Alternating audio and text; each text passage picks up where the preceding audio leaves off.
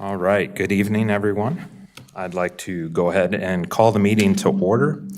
I need to acknowledge Scott Hensley is not with us this evening. But we have our other 8 members here. And actually, let's see, the first order of business, we need to consider approval. Got a big echo tonight. Need to consider approval of the July 25th, 2023 regular meeting minutes. Do I have a motion for that? Make a motion to approve the July 25th, 2023 regular minutes. Thank you. Thank you. All right, any discussion? No? All those in favor? Any opposed? I see none. Minutes carry unanimously.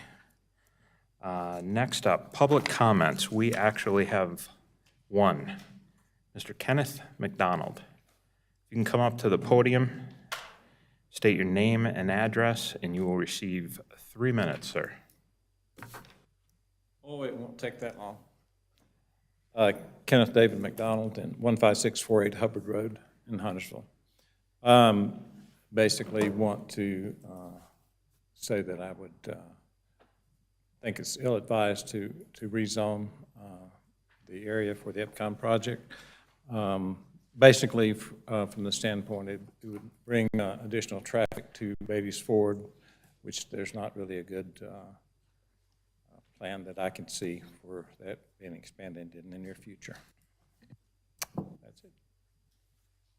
Okay, thank you, sir. All right, we have no one else for public comments. So we will jump ahead to the action agenda.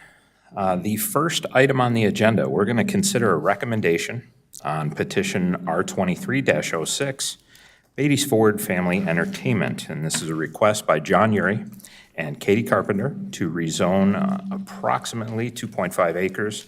And it's generally located at the intersection of Beatty's Ford Road and Broadway Street, looking to rezone it from rural to highway commercial conditional district. And this would be for outdoor recreation and rentable meeting and office spaces. Before we get started with that, I just need to acknowledge that I actually used to work with John Uri.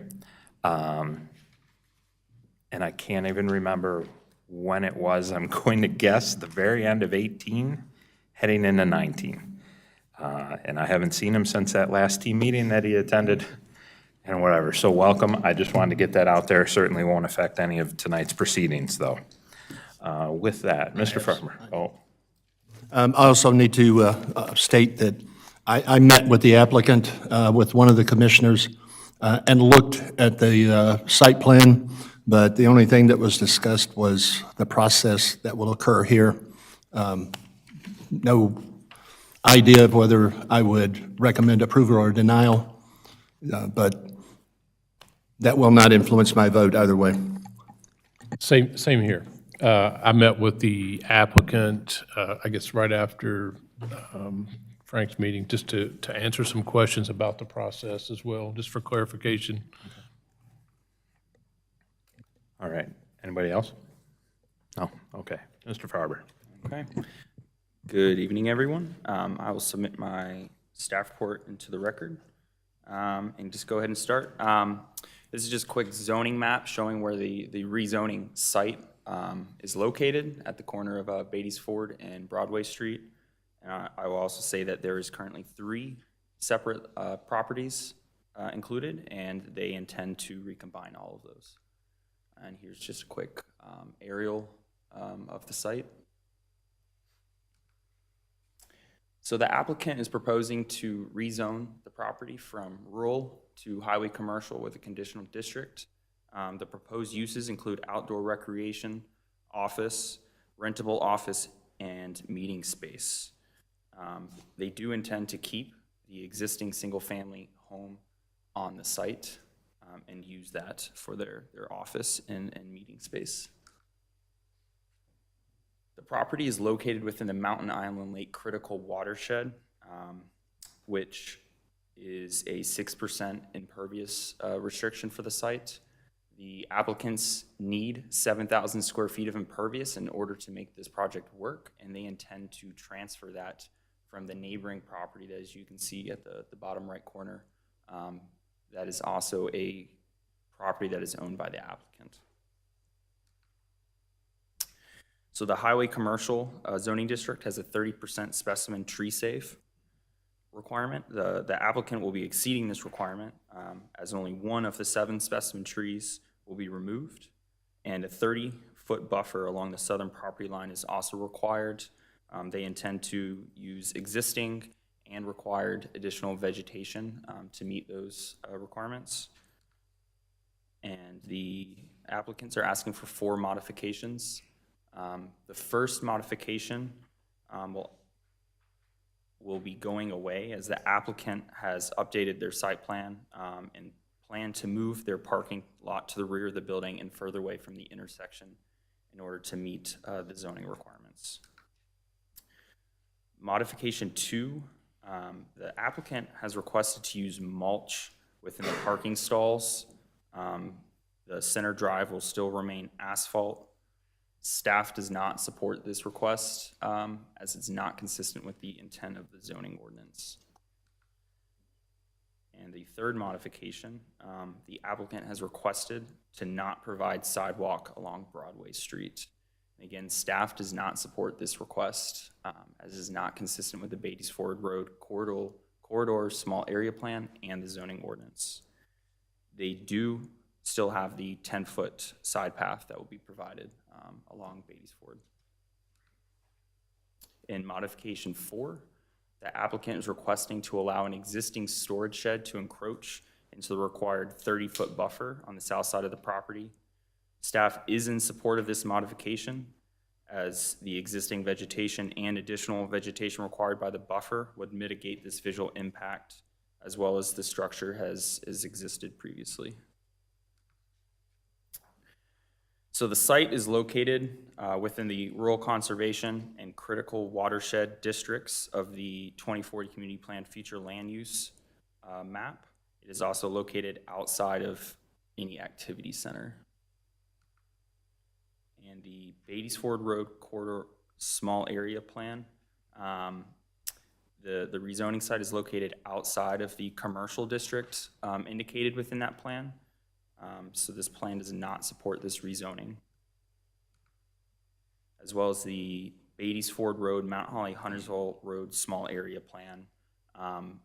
The rezoning site is also located outside of the residential and commercial sites that are recommended on that plan and does not support this rezoning as well. Okay, so the town TIA is not required for this site, and there will also be a intersection improvement project that is currently underway on Beatties Ford. The planning department,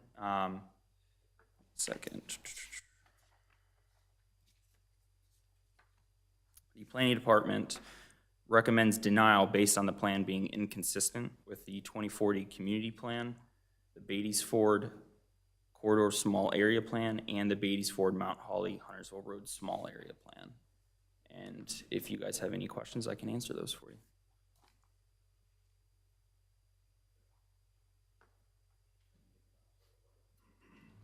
No, the 10-foot multi-use path along Beatties Ford Road, the applicant is building that, correct? It is shown on their most recent site plan. Okay. There's going to be road improvements out there by NCOTD or by the town? Yeah, I believe it's the town. Okay, will the town remove that multi-use path when they do the road improvement? Potentially, yeah.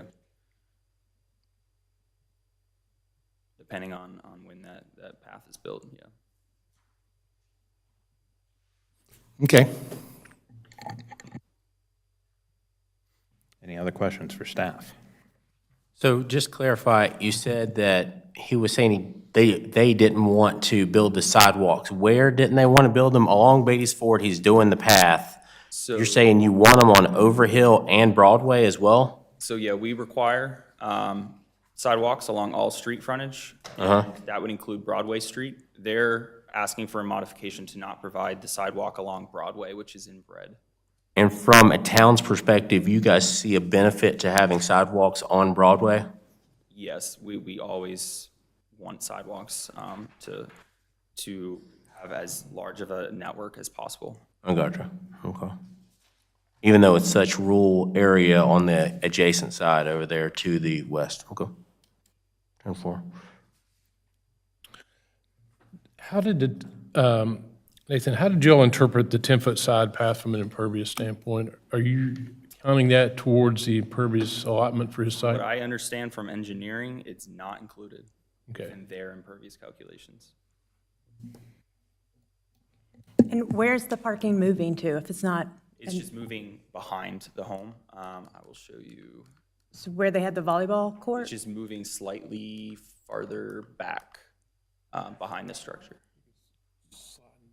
This way? Yeah, okay. Gotcha. I've got one. So as far as the capital improvements to the site, I guess I'm not used to looking at sketch plans that have existing structures.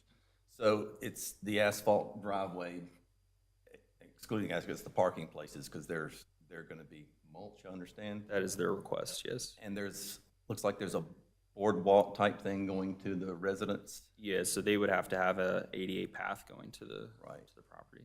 And then if the home itself's going to have commercial purposes, of course, those improvements wouldn't be known to us at this time as far as. So the structure itself is staying as it is. I'm sure they would have to make any changes to come up to commercial code with the county. Okay, thank you. Couple of clarifications, if I could. The watershed designation, this property falls in, In the critical watershed, yes. are there legal guidance for what can and cannot?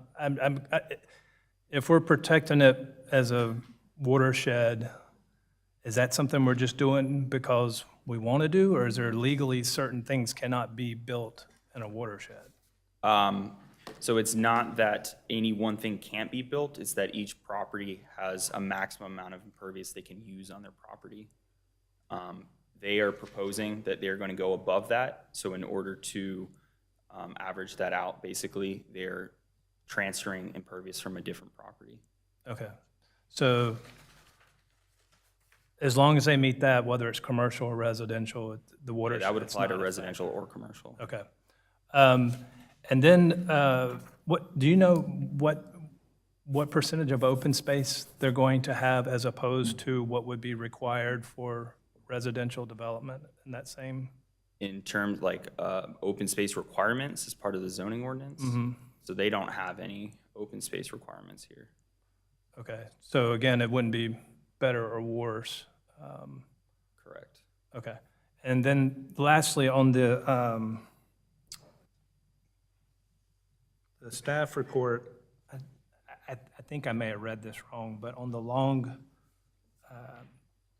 the Beatties Ford Corridor Small Area Plan, this says the plan calls out the Beatties Ford Hambright intersection as appropriate area for future commercial development.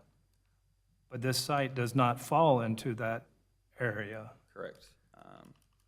To me, it looks like they're at the intersection of Hambright and Beatties Ford. No, so Hambright is, let me see if I can.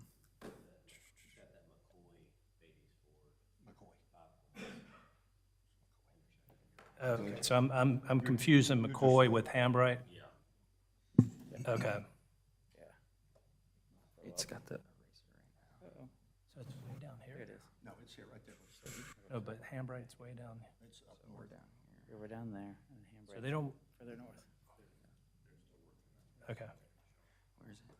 Hambright is north and west off of this map. Yeah. Okay, so, but the small area plan does not call for commercial in this vicinity? So the small area plan calls for commercial to be within that red zone shown on the screen. as well as the Beatty's Ford Road, Mount Holly, Huntersville small area plan. Okay, I see my for commercial to be confusion. within the red areas. Okay, I see my confusion. So that circle, though, my main point was that circle, they seem to be like a lot from that circle that allows it. Sorry, Adam. The red circle you just had, yeah, there. I mean, what's in between them? It doesn't seem to be a significant, at least in my opinion. They're not located far from it, but from staff's point of view, they're located outside of the recommended commercial area. So, Just for a little history. About 400 feet. Very close. They're literally on the other side of the street.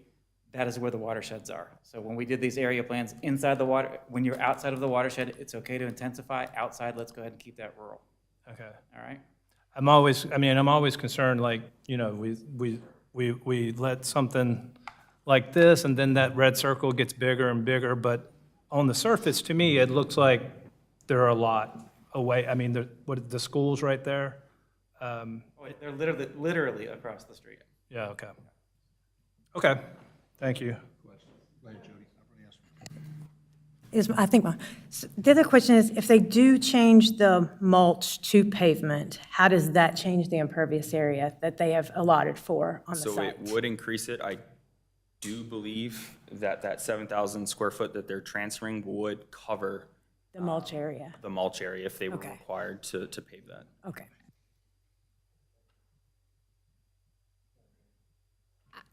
So there's currently a house on there. Could an additional house be put on? So once, or if this site plan is approved, what's on that site plan is what's permitted on the property. I'm saying if it's not approved. No, they could not have more than one house on a lot. Okay. I think what I'm trying to wrap my head around is what's the big difference from the staff's point of view? In terms of residential versus commercial, No, I mean, in terms of, I've seen some things come through, and we've approved it, and the changes have been like, okay, all right, not a big deal. And this feels very much like, nope, we're not in, we don't. yeah, so we're going off what the 2040 plan and the small area plans are recommending, and any commercial use outside of those zones is not a recommendation according to those plans. Those plans call for this area to stay residential, rural residential. So any intensification of a use is something that we would see as not aligning with those plans. Let me go back to Greg's point about the activity center. The circle's not a set line in the ground, right? I mean, I use North Village up at Davidson Concord Road. That's approximately 1 mile long and a half a mile deep. It's definitely not a circle. Absolutely, you're correct. And that's true 99% of the time. I think the difference in this one is you have 2040 plan, yes, you've got the activity circle, sure. Those are just, it's just a symbol. We can look inside and outside within a relative vicinity. The difference here, Frank, is, Mr. Gammon, is the critical watershed. You have hard lines in the sand on this, and if you dial in at this specific small area plan, they got very parcel specific when we did this. This was done a number of years ago when I first started working here, and we really got down to a parcel by parcel fine knit network, and this is the game plan that we feel gives us the most attention to detail in this area, and that's where our opinion is based upon. And again, this is staff's professional opinion. You are welcome to make any recommendation you guys like. Well, in my reading of the Beatty's Ford Road Corridor Small Area Plan, they defined this area, what was defined in the plan as a hamlet development pattern that fosters residential, instructional, and recreational activities adjacent to the Long Creek Elementary School. This is a recreational, it might be commercial, but it's recreational also. So Correct. Yeah, and those. and also, we've, in 2020, and again here in the early 2023, Oak Grove subdivision was developed, and that extends the activity center because to justify those developments, the small area plan and the Beatties Ford Mount Honey were used. Yeah, identified in this plan in the orange box without the dash lines. That's the moderate density residential. That would be the Oak Grove Hill subdivision. Right. Construction today. And since this has been done, I know if you go back up to the first page of the staff report that showed the map of what's the zoning is at that location, if you, that's only, that's not, it doesn't show what's below that. You got more CD, highway commercial, all the way down to Beatties Ford, To the south in Charlotte? right to the south of this location, yes. So, I mean, that area has changed in that sense. More commercial has come in. There's been the, what, with Mosaic age facility, Correct? right, been added there in our time, recently. So, I mean, I feel that this is close enough, and the purpose, based on what I read in the small area corridor plan, that this is in the activity center. Okay, That's my view. All right. we appreciate that. Just a quick question. The Ivory Barn that's off of 73, was that rural before? And did that get rezoned to commercial as well? Still rural. We do allow banquet facilities in the rural. Okay, so this is not considered a banquet facility. This is a commercial facility. Okay. Correct. If it was a different zoning request, Here's the difference. between Okay. all these. They would like outdoor recreation. The only category that allows outdoor recreation is the highway commercial zoning district. So, All right, then back to, I followed up with Greg, but one of my questions is there, I haven't seen a lighting plan. You guys have looked, there's outside lighting involved we here? haven't gotten to that level of detail. That will come when the commercial site plan comes in. We've talked to the applicant. They're fully aware of all the rules and regulations. Right. that, you know, So I'm assured that if this were to go forward, that you guys would make sure it met all the housing, all the lighting requirements, so it didn't disturb the next-door neighbors, per se. And you've discussed buffers and screening, if this were to go forward for the volleyball court? So it can be, maybe, to be screened from the residential area? I mean, I think I remember in a neighborhood meeting that question was asked, and of course, and I haven't talked to the applicant yet, but the applicant stated and correct me if I'm wrong, stated at the neighborhood meeting that he was amenable to putting up some type of buffer or screening to help with any problem with noise. Okay. That was mentioned, a fence. They talked about vegetation. It's not on the plan yet, but that is something they've discussed.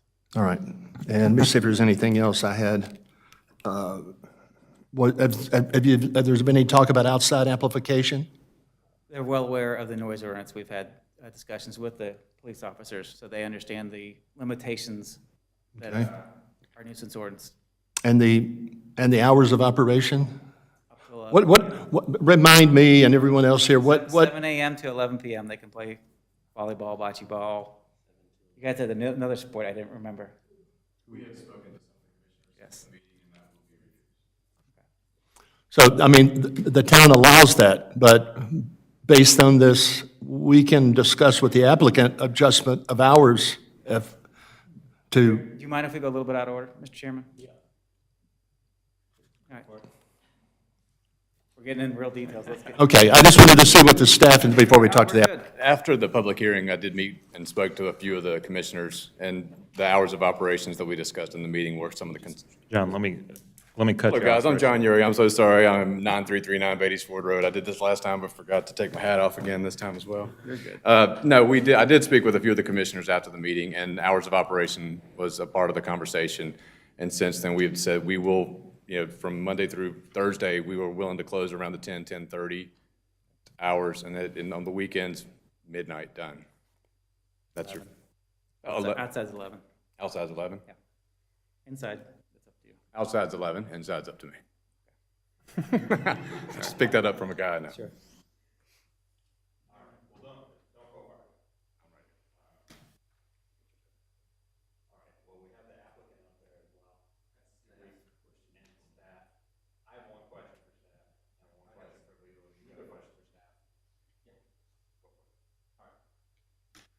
So if this does get rezoned highway, commercial, recreational, and for whatever reason the plans don't go through, changes ownership, it will forever be highway, commercial, right? It'll be limited to the outdoor recreation office and rentable meeting space. That's it. There's a small caveat to this, they get vesting for 2 years. At that time, staff can ask the planning board, or planning board could ask the staff to go back and do a rezoning to take it back to its original zoning district. We've never done that, but it is an option available to us. And also with the option to change of use and leave it highway commercial and make it something else within. Only within the parameters of the conditional rezoning. So only the uses that they're outlaying for the rentable office space, outdoor recreation, that is it. They can't go make a gas station. Another owner would have to go for another rezone. Correct. Correct. Very similar case would be the Hunter House down on Ranson Road. Yeah, so, the Ranson House, now the Hunter House. They had to go back and amend that to do the things that they wanted to do today. Thank you. Sure. Question for staff regarding sidewalks. If I'm a developer and I'm coming in and I need to do a whole section of roads, sidewalks, everything, the town has an official cross-section that is the construction rules for streets, roads, and it includes sidewalks, correct? Correct. Okay. Jacob, if I could ask you a question, sir. This week you had sent us the language of General Statute 160D-804 as it relates to subdivision regulation and specifically subsection, those would be subsections, right? C and D, proper terminology, okay. Regarding fees in lieu. During the public hearing for this, it was stated that fees in lieu are only allowed as it relates to road construction. To my knowledge, the town used to allow this in some fashion or another, maybe it being bonded out but in that case, did the law itself change from when we used to do it, or did the legal interpretation of the law get amended? I'm not positive what we did in the past. I don't think the language changed 160D. I would have to look back at it and confirm.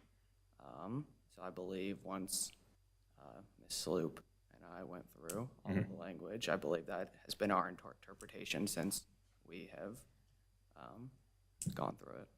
And so in subsections C and D, where it does reference roads, and then I think D was like parks and open space or something. Correct. If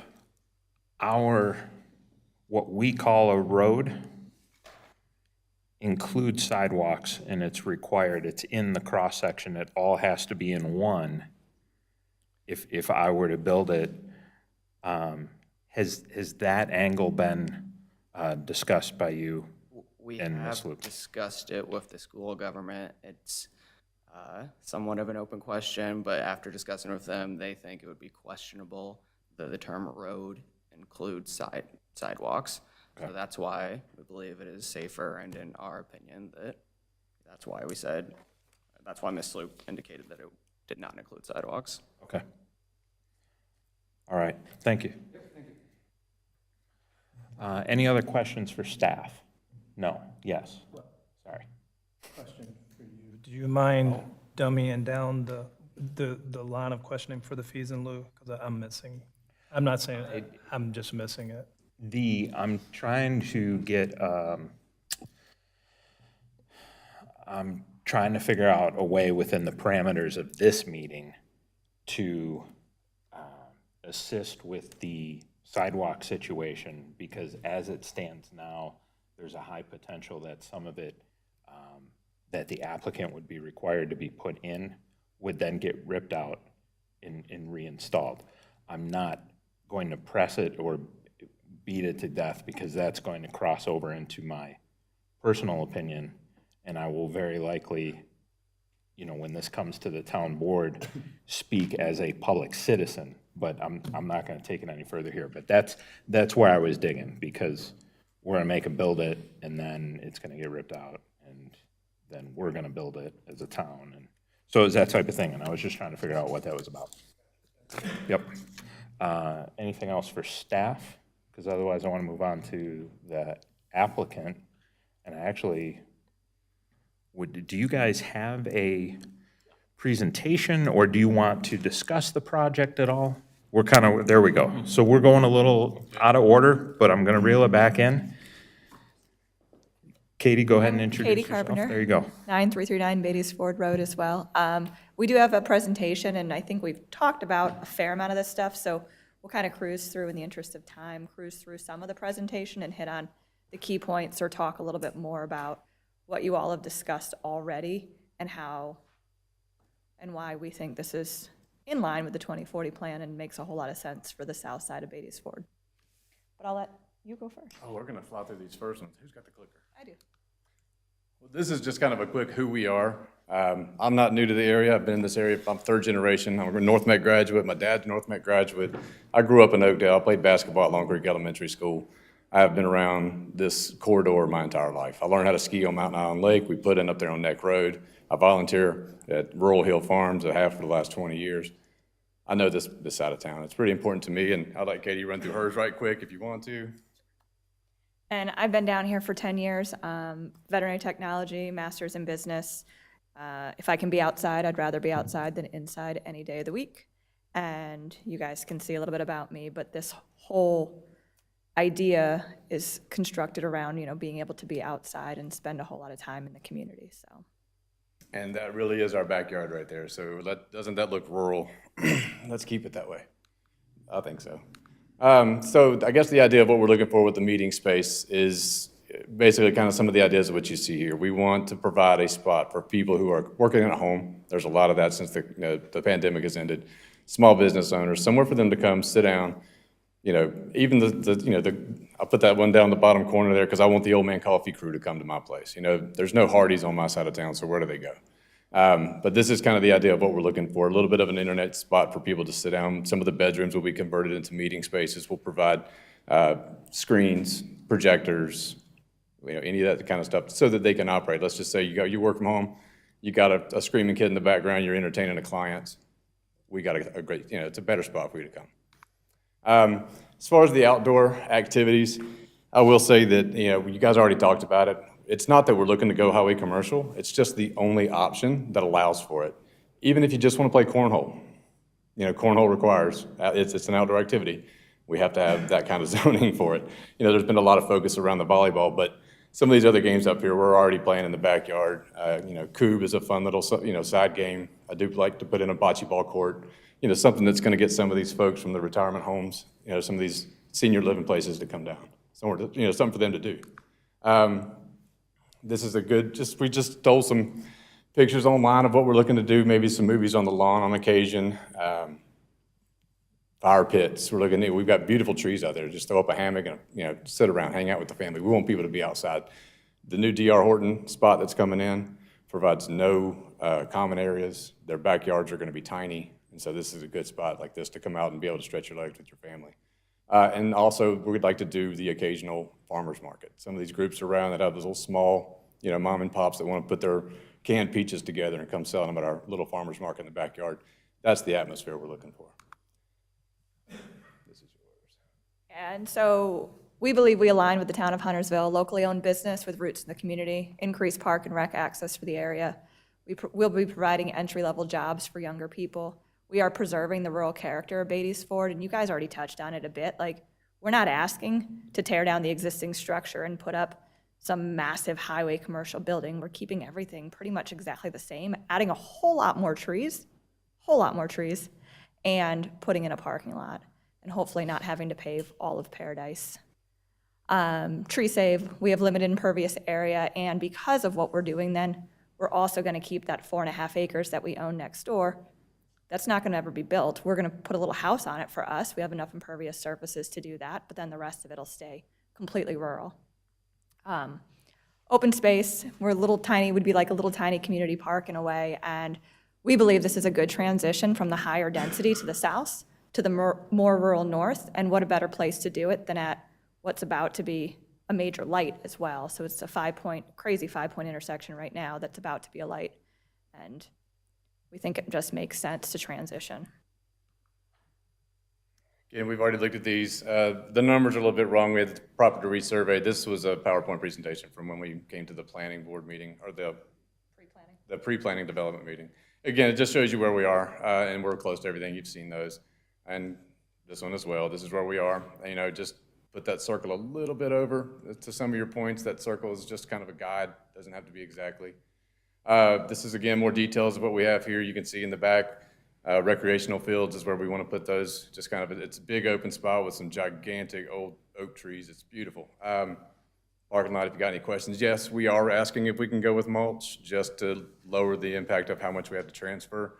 But if it's not approved, that's fine. We'll pave the rest of those parking spots.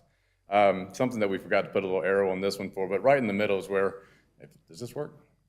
No, it doesn't work. I can't even, anyway, in the middle is where we're gonna have, like where all the trees are. That's where we're planning on having the farmer's market and the movies on the lawn. I mean, that spot's just, it's perfect for it.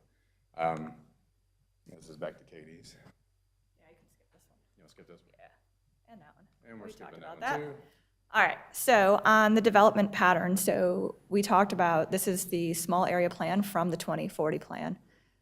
For this area, low density, it does say single family, but it also talks about primarily fostering residential, institutional, or recreational activities, and the design standards to reference the rural and historic features of Beatties Ford Road. Again, we believe that we are in agreement and alignment with this because we're not changing what it's going to look like. The goals for Beatties Ford: maintain and enhance aesthetic features, preserve the rural character, design features to complement the historic setting, all of which we'll be doing. Up in the top left, under LU4, it talks about low-density development in critical watersheds. This is a low-density development. We're not changing much of anything in the area.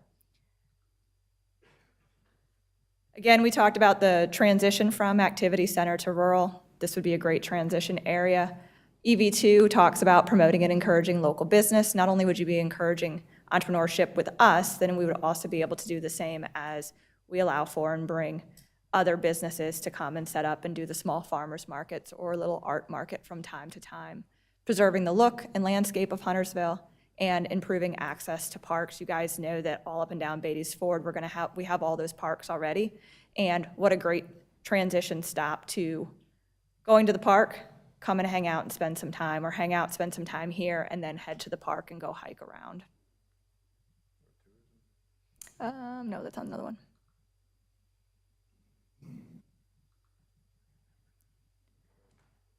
We also want to talk about neighbor feedback. If you guys were at the other meeting we had, you know that we had a lot of people come up and speak, and there were three neighbors that spoke against. We want to just call out a few things. We didn't ask them to come because we didn't figure we needed to spend all that time going through it. But some call outs: Erwin Carmichael, who owns the property right across the street from us and right down the road from us, said it's rare to have a place where all ages can gather for their social commitments. And Huntersville has always prioritized social engagement, outdoor living, health, fitness, and small business ownership. Jake, who lives behind us and to the right, he said to us at the neighborhood meeting that we held, he said, at the current time, I really like the plan and I really like the idea. And his concern, as you guys have voiced, is what happens if we allow for this highway commercial rezoning? What does that open up? And as these guys have already spoken about, wherever the other one was, over here, that won't happen. It's not like we are going to go highway commercial and then it'll just be able to get torn down and put up a bunch of office buildings. There's no impervious rights for it, and this is a conditional district rezoning. So what we're asking for is what we'd be getting, not office buildings. Mark, who lives across the street and diagonal from us, he's in the white house, or he's in the house with the white fence that always gets run over. Yep, You guys know where he lives? Yep, exactly. He said it's really nice to be able to walk across the street, sit and talk. If you want to participate, participate. It just seems like a no-brainer for the community to have something to do and have a release and outlet. As he was talking about the ability to do cornhole and cube in the backyard. And then Corey, he lives up off of Beatty's Ford in one of the neighborhoods. He said, as you've heard from others, a lot of volleyball leagues are at bars, and the ability to have what John and Katie are proposing, which isn't a bar, allows parents like myself to continue to play sports and therefore set a healthy example for our children while still providing a safe, family-friendly venue to do so. That's it. That's it. You know, at the end of the day, everything that we're asking to do here, we could do it. I can have people over in the backyard and play volleyball. I could have my friends over, you know, to have a few drinks. I could have what else are we going, you know, everything that, we could work from our house. We could have friends over to do this stuff. The gardening club, they can come over and work in our garden if they wanted to. What we want to do is to open up this to everybody. We don't want it to be just exclusively for our friends and our little group. We want the community to come in and take part of this. And that's, you know, this is why we're asking to do what we're asking to do here. And as far as the sidewalks go, let's jump back to that one if you guys have 2 seconds. We are willing to work with the town 100% on however the sidewalk needs to go. If we need to put it in, we'll put it in. I'd hate to see us do that, to have it ripped out. But if we need to donate the land, I mean, all of these kinds of things, these discussions have happened behind, you know, out loud in front of the meeting and with the planners. You know, we are willing to donate that front portion of our land. It just makes sense. You know, we'll give it to you instead of striking a check. You guys help us build the park, the sidewalk. It's all there. It just makes sense. Even with, you know, along Broadway. One of the commissioners asked, would we be interested or willing to donate some of the land around the, you know, the back half of that? I mean, that street serves 3 houses. And we're putting a 10-foot wide sidewalk from basically, even if we don't do this, there's going to be a 10-foot wide sidewalk from that intersection all the way down to the elementary school. It just doesn't make sense. You know, it seems like a waste of money and resources to put a sidewalk around 1,300 linear feet that's going to serve 3 people. But if you guys want to do it, we'll donate the land, we'll build it, tell us what we need to do. Any questions for us? Yeah, thank you for that. Mr. Richards is giving me the signal. What do you got, sir? We're going to work with the applicant and check with our legal staff if there are options for that. What can our options be for that sidewalk out front? Because as we've all said, you don't want to spend money just to have other money chase it. You know, that doesn't make a whole lot of sense. Well, we will continue to explore that with our legal staff. Okay. Yes, sir. I have a question for the staff based on an applicant's statement. Mr. Faber. Mulch. If I put mulch for landscaping, it doesn't count against my impervious, but if I drive on it, doesn't it count against your impervious? No, it does. I do not believe it does. Okay. I just had to check that because there's some strange rules about all that. A car parked on grass, like, does not count. Your impervious. All right. Thank you. Yeah, I was going to say, let's. I actually have a question for the staff. I'm sorry, you just sat down. Of course, the minute you sat down. Okay, so I think long-term, let's say 20 years from now, for whatever reason, this property gets sold, and it is rezoned, because it's If it's rezoned to, if we rezone it today with this conditional rezoning, and it's sold 20 years from now, what happens then? Can these things be torn down, and can office buildings be put on there? no matter what, someone would have to come in and revise the rezoning plan or just completely, rezone it to something else. So because it's this conditional, Everything that's on the plan, on the site plan, is basically law. To add anything else, they would have to come back in and revise the plan. okay, thank you. To add additional impervious rights. It's not That like as well. they could knock down what we have, but they would have to put something back down that's got the exact same footprint or same square footage on the footprint. Or they'd have to find impervious from I've seen that happen. from the same source, no less. So somewhere else out of CA1, correct? Someone could transfer more impervious. Yeah. There is a limit to the amount of impervious that can be transferred. But even if they found impervious, they still, Just the for new clarity, person would have to rezone. Very important clarification. critical area 1 can only be transferred inside critical area 1. You cannot take it from a That's what I was saying, protected area yeah. back down. That is the only one it can receive from is CA1 to CA1. So in case I said that incorrectly, I apologize. And I just want to add one other thing about the question about the uses changing. Most conditional rezonings have some broad language on the plan that says, this is generally what we're going to do, but we can modify it to other uses allowed in highway commercial. And so that then allows a lot of other uses, because the applicants are saying, this is what we want to do, here's what we want to do it. It's a conditional zone, so they have, by statute, the right to put the conditions on themselves, only the conditions they're willing to put on, and that the town can agree to. The town can't add conditions to it. And so that's the difference. I just want to be sure that if you see future conditional rezonings that might allow all kinds of things just because the language on the plan says they can allow many other things. So I just want that to be clear. Thanks. Jack, for clarification before you go, would an example of that with 760, wasn't it more wide open because there was talk, or maybe it was a potential buyer, but they wanted the ability to, if a brewery didn't work out, do medical office or something? No, not at 760 was a by right zone town center, and that was allowed by right. So 760 didn't have to go through conditional rezoning, but I will say just about every conditional rezoning has some language that provides flexibility for the plan to change over years. It's very rare that you would find a conditional rezoning that just, this is what I want to do, here's what I want to, here's my uses. It's very rare to see that. Thank you. Okay, more for staff, or?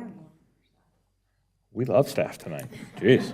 This may be like a really weird question, but what about bathroom facilities? If all these people are coming to the site, this should be important, yeah. I'm not staff, but I'm thinking about applying. I've learned so much about this process. So there are restrictions on how many people you can have capacity-wise for bathrooms. Currently, we are on a septic, and I've spoken with my neighbors just to the south here at, 9319. They are willing to allow us an easement to tap into the city sewer. The city sewer stops just on the south side of their driveway, but they have given permission for, if this goes forward, for us to tap into that. So how many stalls or whatever you want to say are in the facility itself now? Right now, there is a 2-bathroom, 3-bed. So there's 2 bathrooms for however many people are on site? When we go commercial, we will have to go through the architectural plans and all that kind of fun stuff for capacity review, so we do have plans to add additional bathrooms, yes, ma'am. Yeah, they'll have to meet whatever. Whatever the requirements are, I got Correct. you, thank you. So they'll have to upfit to whatever for that.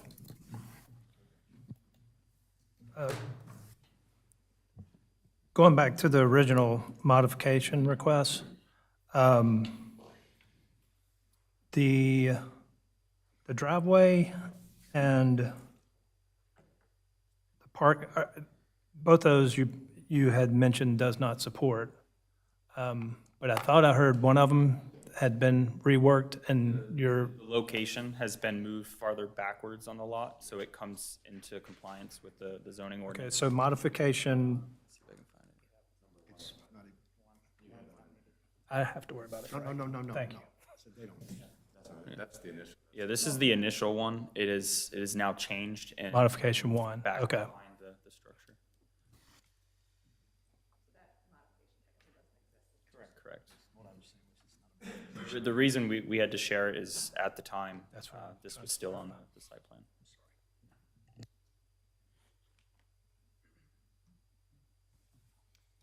I guess for staff, does that specificity that Jack alluded to on the conditional piece appear on the zoning application request, or is that somewhere else? It is on the site plan. It's on the site plan, okay, in the fine print, I'm sure. And if you applicant would just give us a little history. How long have you owned the property? It'll be 2 years in November that I've owned the property. Was this your intent when you bought it, or is this something that kind of came to mind afterwards? This has been a plan of mine for probably the last 8 to 10 years. Okay, thank you. Yeah, it's just a matter, I mean, like, Hunters was my home, you know, this is where I want to be.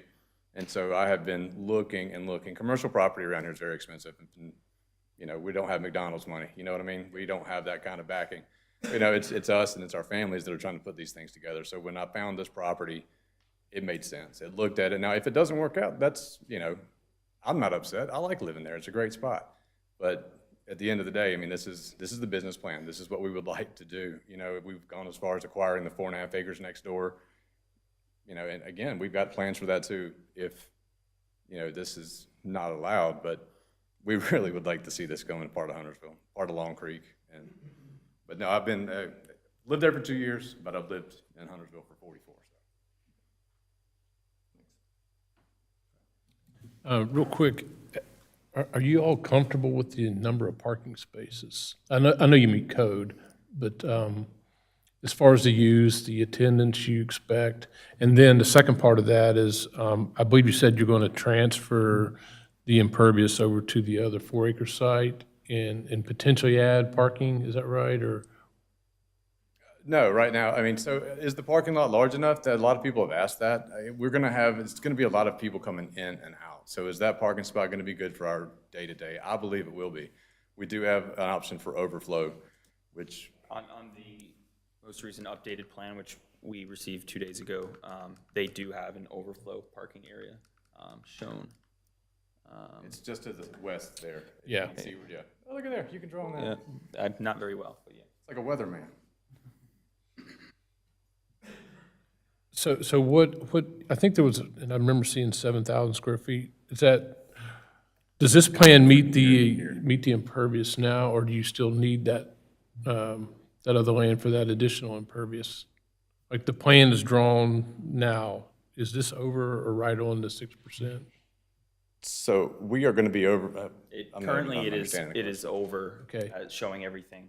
In order to meet everything that you see on the screen, You're going to transfer? the impervious transfer would have to. Okay. I think trying to read in there, I think it says right here that with the paved driveway and middle lane, I guess, of the parking lot, it's about 3,500 square feet. We're requesting upwards of the 7,075. Right. Just to see, I mean, I think it's right around 7,000 square feet when you do pave parking spots. Okay. And if my calculations are right, the 4.5 acres will allow about 12, they have 12,000, a little over 12,000 square feet from the 4.5 acres that we could transfer, but we're not trying to transfer that much. Okay. We'd like to keep enough to build a house over there because this will be, it's our home. You know, that's where we plan on being. Thank you.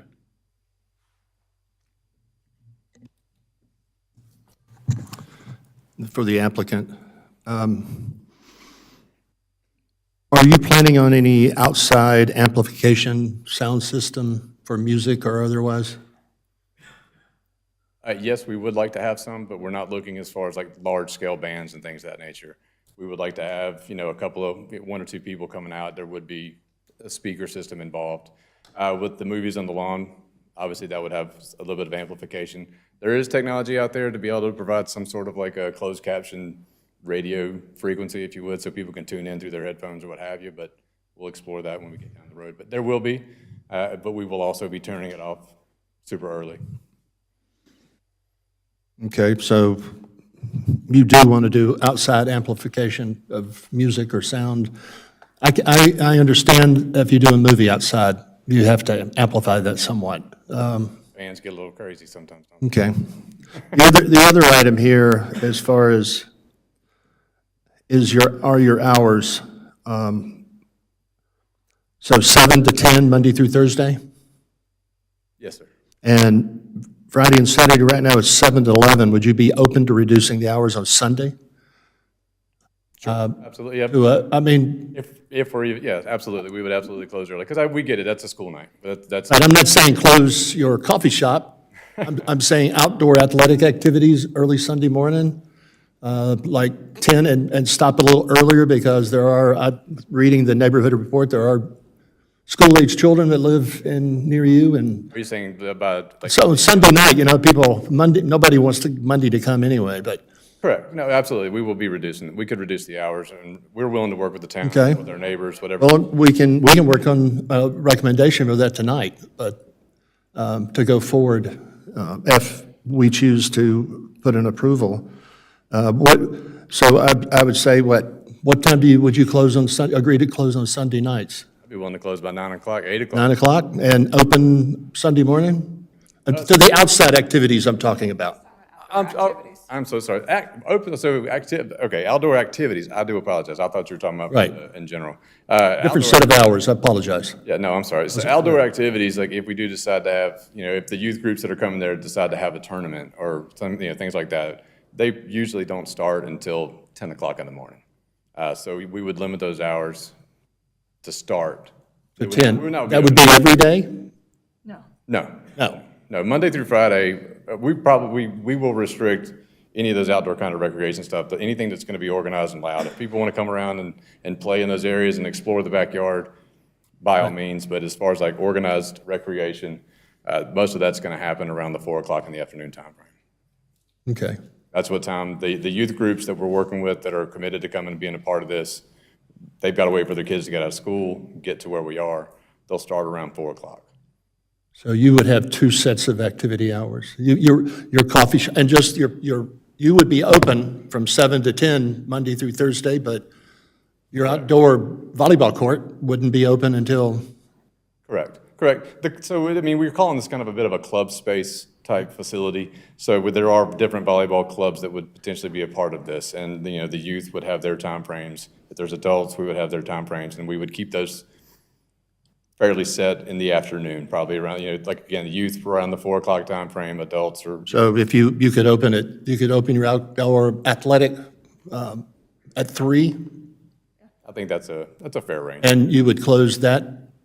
9:30. I would close We it- want to be done by, if they go over, if you've been a part of any of these softball leagues or any other, I'm sure the town would even tell you, their organized sports sometimes get delayed start. You're supposed to start at 8 o'clock, you show up in 2 games before you ran over a little bit. So we'll be flexible, but we'll be, obviously pushing them through. So Monday through Sunday, you would agree to outdoor athletic hours of 3 to 9? Is that what I'm hearing? Am I incorrect? Monday through Friday, for sure. If we wanted to have folks over earlier on if there's going to be tournaments on Saturdays or Sundays or groups want to come together, we would be open earlier than 4 o'clock, 3 o'clock. Okay. So Monday through Thursday, 3 to 9, and Friday through Saturday? Friday would also be a 3 Go to, with Friday through Saturday, let's just say from 3 to 9:30, 10 o'clock. We'll have all the music will be off, the lights will be down. Did that answer your question? I'm sorry. I'm just trying to quantify, because if a motion is made for approval, I want to make sure the hours are mentioned in the motion. That's fair. That you've agreed to, that goes to the town board. Go ahead, Ray.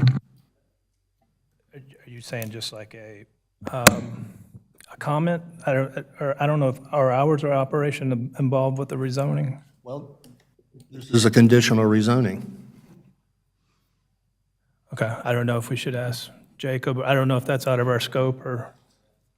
If We- they agree to something that you guys propose, they can put it on the site plan, and that would be part of the rezoning approval. I'm just trying to do some mitigation because they are near a residential area for the residents who live near this site. And then if there was something that you wanted to approach differently, or if it came up in a motion, we can handle that in our debate portion once a motion's on the table. I just haven't recalled us making hours of Yeah, recommendations of hours of operations and it's rare, I would say, only because it's outdoor recreation site. This is where we have done it before during special use permits for venues that were near subdivisions. We required them to close a little earlier than they had designed on certain days, and we increased their buffer size. Okay, any other questions for applicants? Sure. Or not for applicant. What if I have a question for staff? Still. Okay. So, what if there were for the street, like parking on the street? Like, what if they have so many people there that the parking is not adequate, the overflow is not adequate? What happens? On Broadway Street is a residential street, it is public, so I believe parking would be permitted there. I know by the school, like when you go on Midas Road and turn there, there's a lot of no parking signs. And then a lot of the residents behind Midas, like on that behind street have like no trespassing, private property, like, I don't know if that's. a problem It would in their depend on neighborhood. on the street and if NCDOT, put no parking signs, or if the town place those. More questions for anybody?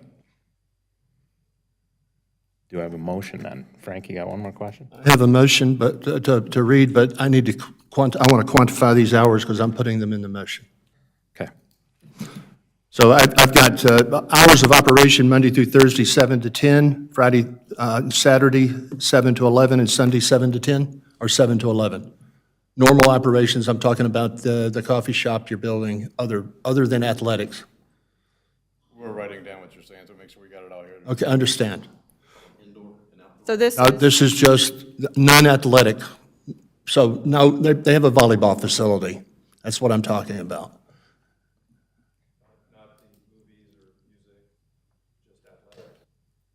And the movie would apply to that, I think, but it depends on, so right now, you're just saying, If we're going to go down the path that you want to go down, then you have to basically make their business plan for them right now, in terms of Well, that's if why it's I'm- movie, that's if what- it's this is why I'm- volleyball, if it's club. that's why I'm Well, asking for then we what have they to be what they super can do. specific. Right. That's why I'm trying to be specific to what, to meet your needs and to meet the needs of your neighbors. okay. So you're saying these are the hours of operation right now for the indoor use? Because what I think I'm hearing you say is, the concern is the No, it's- noise level. My concern is athletic volleyball outside. That's the only concern I have with sound after certain hours, because it'd be like sitting next to a pickleball court. But if you're not playing, it's irritating. Okay. Just that, If I can, yeah, your group can make a recommendation to the board. The board, we can, work with the board to set final hours. But if you want to make a recommendation as a group, that's fine. They don't have to agree to exact 6:15, 6:17. We can get your ballpark, and then we can have a discussion. Jacob, is that? That was going to be my suggestion as well. As opposed to trying to pin down exact language tonight, I would also suggest just kind of going with a ballpark recommendation from the board tonight, and then they can work with staff and obviously the Board of Commissioners on kind of nailing down an exact time frame if they so wish to do so.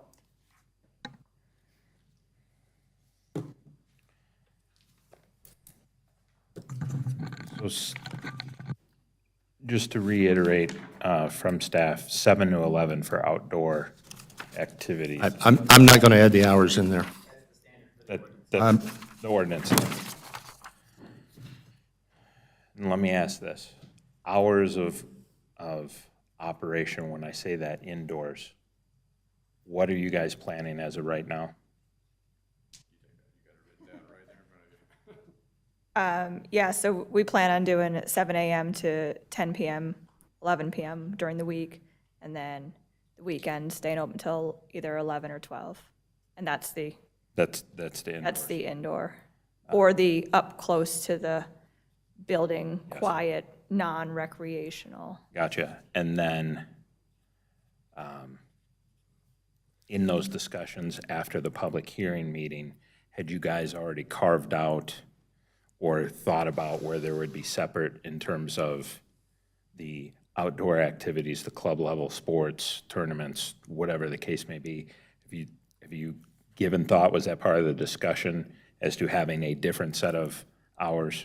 So we didn't nail down any specifics, but yes, we've absolutely talked about, like, to everyone's point and concern around the noise level, we're amicable to talking through reducing. So you'd be open to have a Yes, separate window? yeah, absolutely. And, when we think about outdoor recreation, I think maybe we have to kind of think through too, like, cornhole is considered outdoor recreation, but is not allowed sport, or Cube, which is another small throwing game. Yeah. We plan on having up near Up by the that house. featured covered space is different than volleyball in that further back area. Right. Yeah, and I mean, if it's going to be, I can envision anyway, you know, if there's a handful of people that happen to be hanging out and they're doing that, that's one thing. If we're having a tournament or a club's there for their night to have their games or whatever, very different head count Absolutely. and so forth.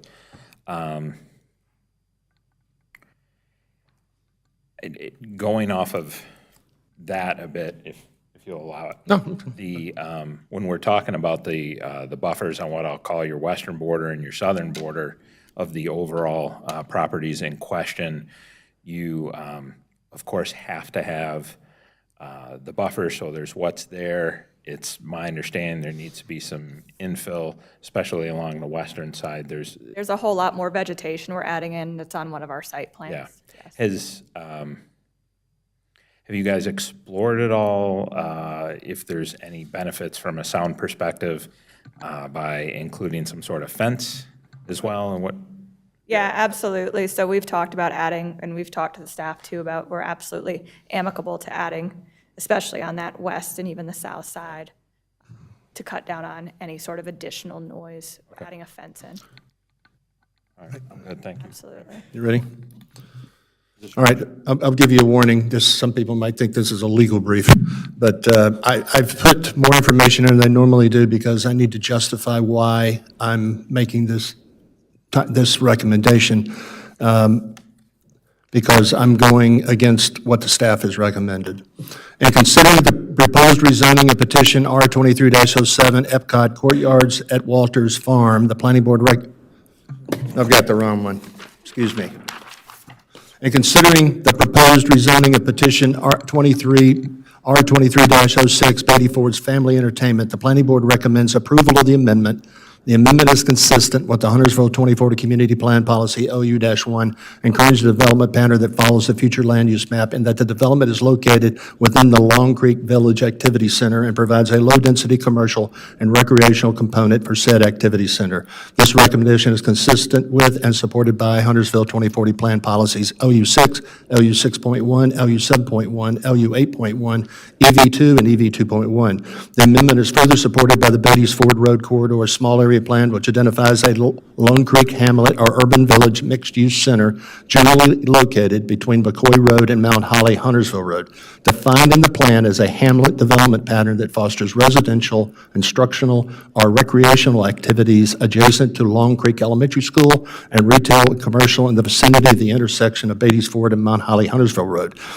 The amendment is also supported by the Beatties Ford Road and Mount Holly Huntersville Small Area Plan for the same reasons stated above. The planning board further recommends that the following modifications be approved: that mulch be allowed for the individual parking stalls. The use of mulch would be in keeping with the applicant's natural environment theme and the critical watershed restrictions on the site. For these reasons, approval would be in the spirit of the zoning ordinance. Number two, allowing existing storage shed to encroach into the required 30-foot buffer on the south side of the property. The planning board does not recommend approval of the following modification. The request not to install sidewalks along Broadway Street. The sidewalk is an infrastructure improvement required by the zoning ordinance. However, the planning board is concerned that the construction of the sidewalk by the applicant along Broadway Street on the north side of the property and the 10-foot multi-use path along Beatties Ford Road is not a reasonable requirement. The town is planning to make future improvements to the intersection of Broadway Street, McCoy, and Beatties Ford Road, and will remove and replace the sidewalks during construction. If the town board approves this project, the planning board requests that a reasonable solution be found to prevent a waste of time and money by the applicant. Number two, all red line comments were addressed. It is reasonable in the public interest to approve the rezoning because it is consistent with the Huntersville 2040 Community Plan, Future Land Use Activity Center Character Area, the Beatties Ford Corridor Small Area Plan, and the Beatties Ford Road and Mount Holly Huntersville Road Small Area Plan. In addition, the rezoning is supported by the 2040 Community Plan economic development goal of balancing the tax base and encouraging entrepreneurship. The end. Could you repeat that? Exactly. If I can just recap. That's a recommendation of approval. Yes. If we're using the numbers on the modifications on the presentation, then I did not use. I want to clarify for the rest of the board so they have the numbers aligned. So mulch is number 2, and the motion is yes for mulch. Yes. The shed within the 30-foot buffer is number 3 on the presentation. That is a yes. Yes. Number 4 is the sidewalks, or number 4 on the presentation is the sidewalks. That is a no with direction and encouragement to the town board to find an appropriate way to maximize resources and not go through what we did. And also, all red line comments need to be addressed. Yes. I got it? You got it. Do I have a second on that?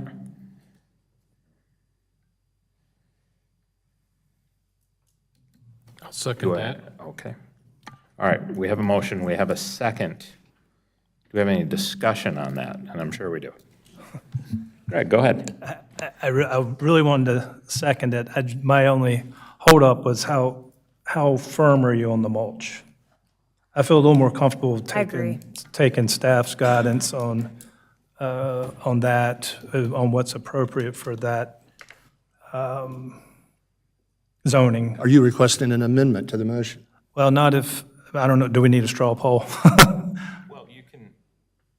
I didn't want to waste time. I'm open to do an amendment, but if you're dead set against it, then. You can formally ask him to do an amendment.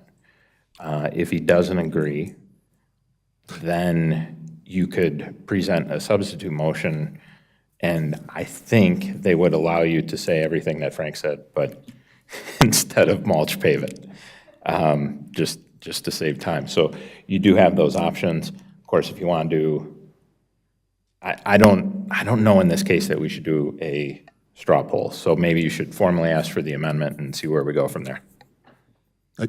Are you requesting an amendment? Yes. Okay, then I will amend the motion to move the mulch allowed for individual to the planning board does not support.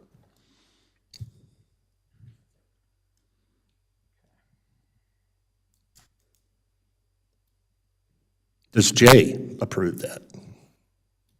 Yes, I'll second that. Okay. Okay, so we have an amended motion and a second on that. Any discussion on the amended motion? Trina?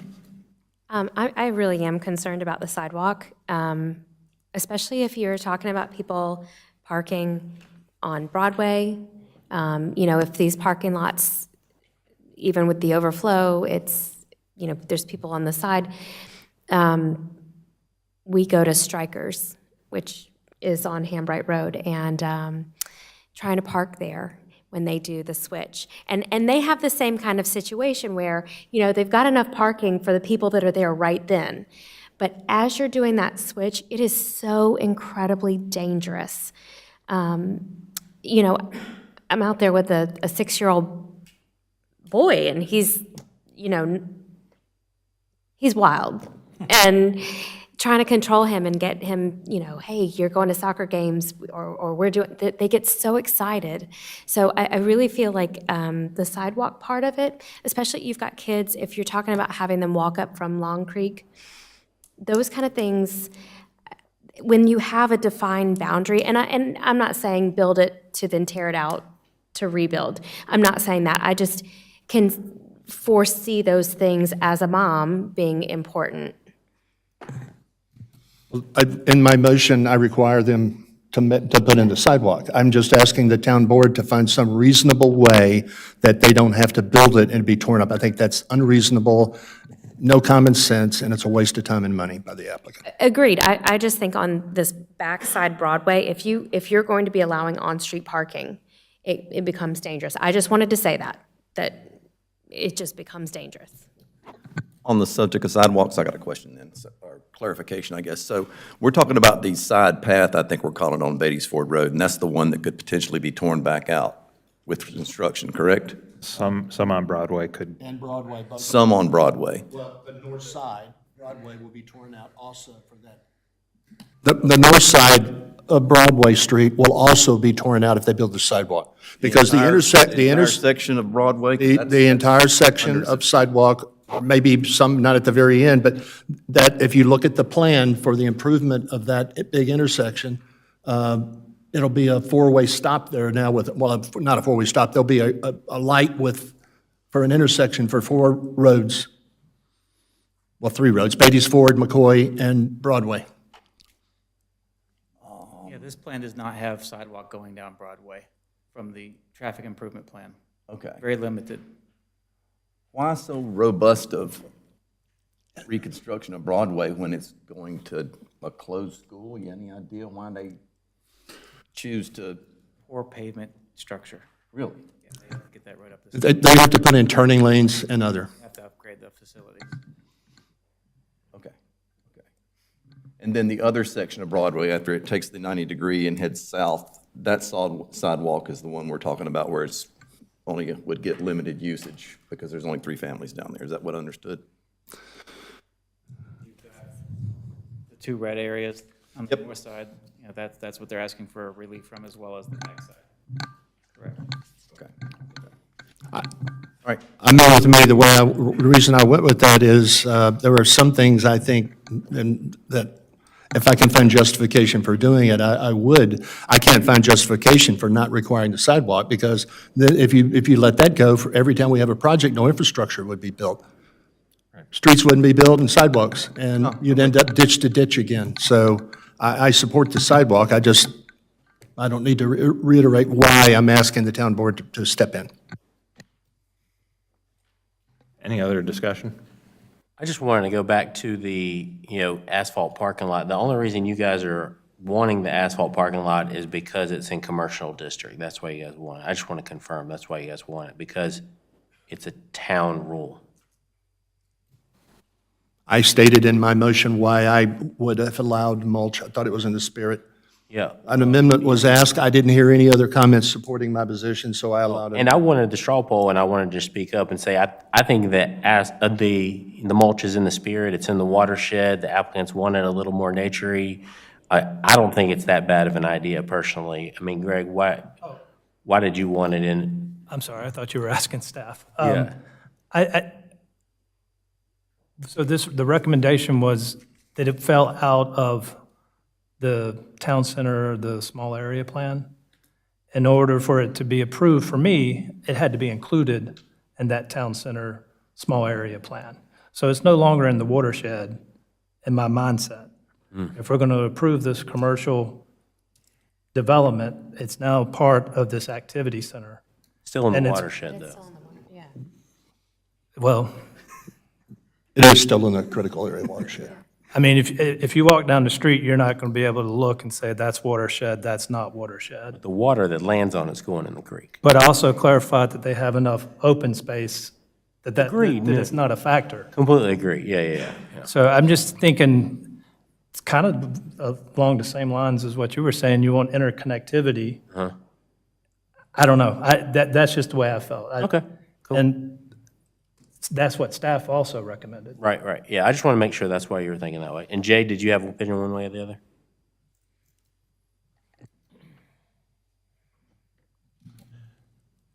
I think the mulch would be fitting for this site.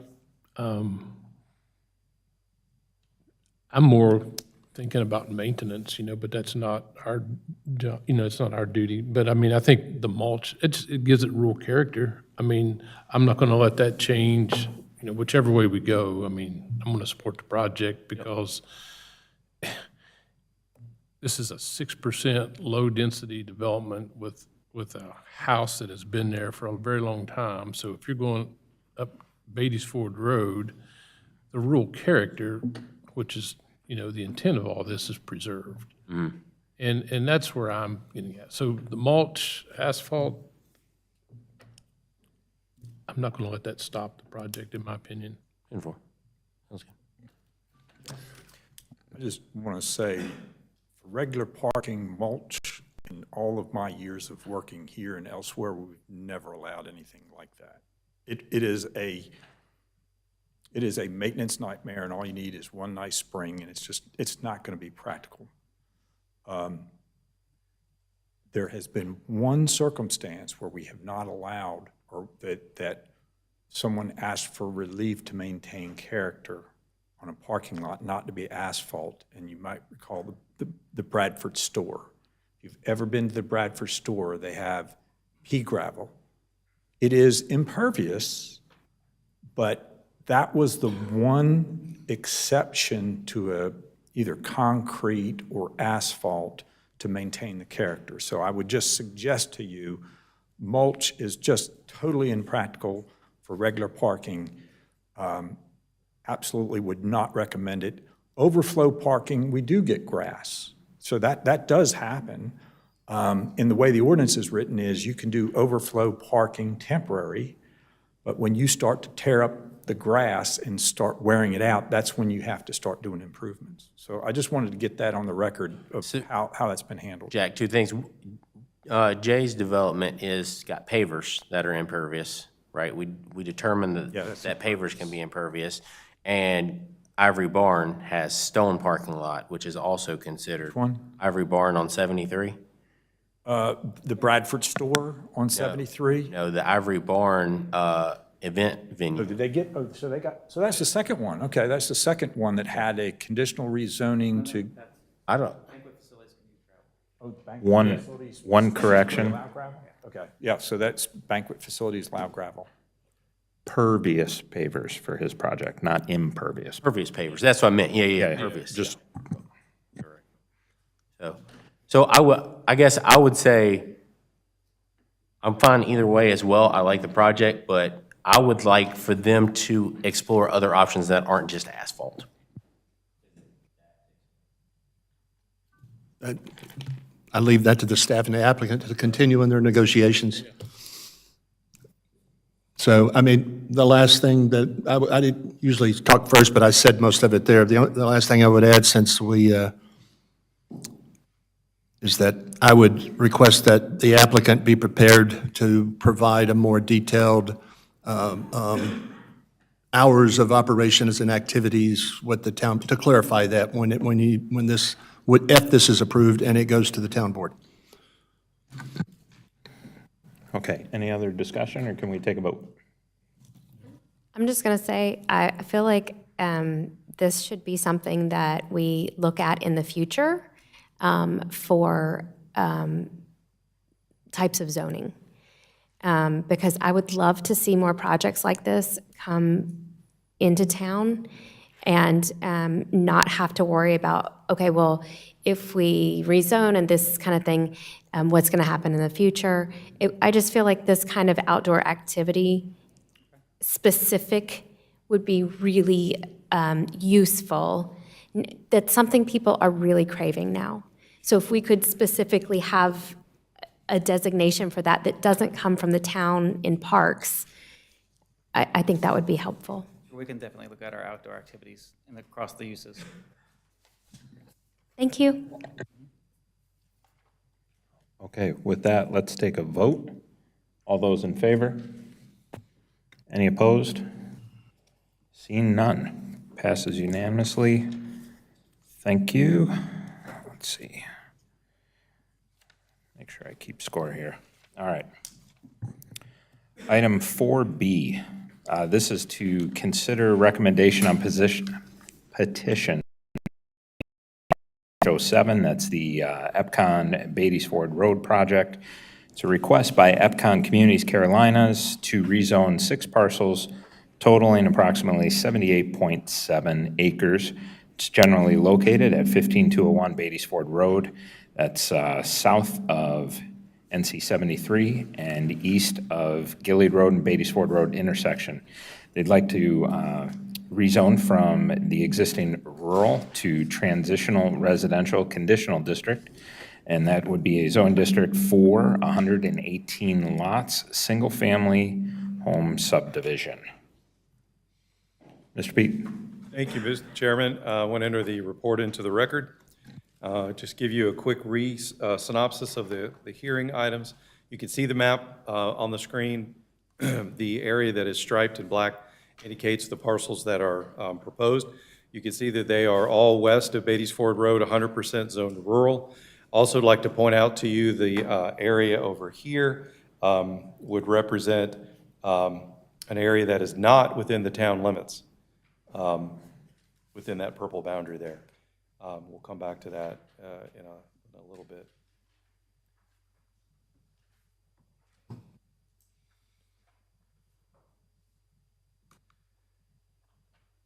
This just gives you the underlying aerial photography, just to show you that it is, there is really very little development. There is just I believe there is a double wide or a single wide manufactured home on the site, and then there's a home up front, and it is mostly in a natural state. This is just a little bit of context to show you some of the thoroughfares or the roads that are in the area, also some of the stream buffers that are in this particular area as well. Very quickly, 78.7 acres, I believe that was stated by this intro. As I stated, it's all rural. The request is to rezone to transitional residential conditional district, not the broad general rezoning. It is for a age-restricted 55-plus community.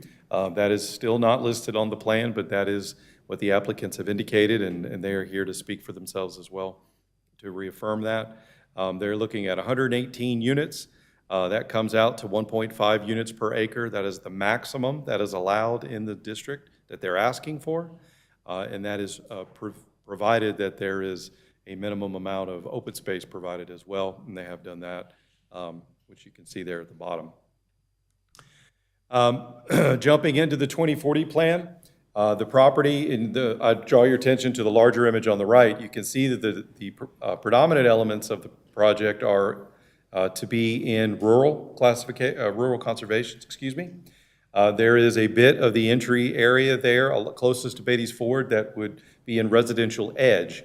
Now, rural conservation and residential edge sort of walk and talk like our rural zoning and our TR zoning, so you can think about it in that way, but not 100%. And then the other thing that I would certainly draw your attention to is at the intersection of 73 and Beatty's Ford Road, there is an activity center, much like you just got through discussing down on the south end. There is one that is drawn there at the intersection of those two thoroughfares. So there is a small portion of this that would be kind of overlapped, if you will. And so we can certainly come back to that as we move forward in our discussion. This is just a clip of the current zoning map, and you can see the activity center at the top. But the focus here, and you could extend this all the way down, and it would mostly bear out as the same, is that both sides of the Beatty's Ford Road corridor are rural, and that's been very much specifically by design. I'm going to make a reference to the Beatty's Ford Road small area plan that looks to keep that aesthetic as you move down. I know that you're all familiar with some of the communities along the corridor that maybe don't feel like that aesthetic, and that was a different time. We had an OPS standard that allowed for clustering. There was a formula, it was pretty complicated, and if you set aside your open space over here, then you could set yourself up over here. So a lot of your Carrington Ridges and other things that have some age on them were under a different set of rules, and we certainly have the historian sitting back here in the nook if we need to call up any of that information on some of those. But I do want to show on this image too that the brown that you see is the TR. So that is the proximity, if you will, of where it exists. But there is none on the west side of Beatty's Ford. Just want to show you a simple comparison. This sort of shows you the densities that are in the general area of the approved plans that are already out there.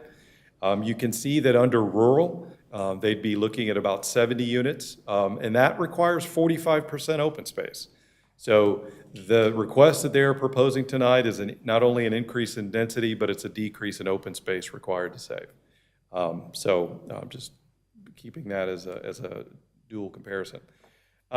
Showing you here that the upper part of this slide shows you many policies that support the request. There's definitely, and I'm just going to, we can go through them individually if you'd like, but when you talk about diversity of housing options, when you talk about new residentials that support different housing design principles, preserving elements of rural character, there are many things that it does touch on. The bottom box, of course, is where the attention always falls, and that's where we would recommend that they are not supported by some policies of the 2040 plan. LU1 is the land use plan that we've already gone over, and we've touched on the inconsistency there. And then LU3 is very important, and that was that there would, the number one response during the creation of the 2040 plan was to,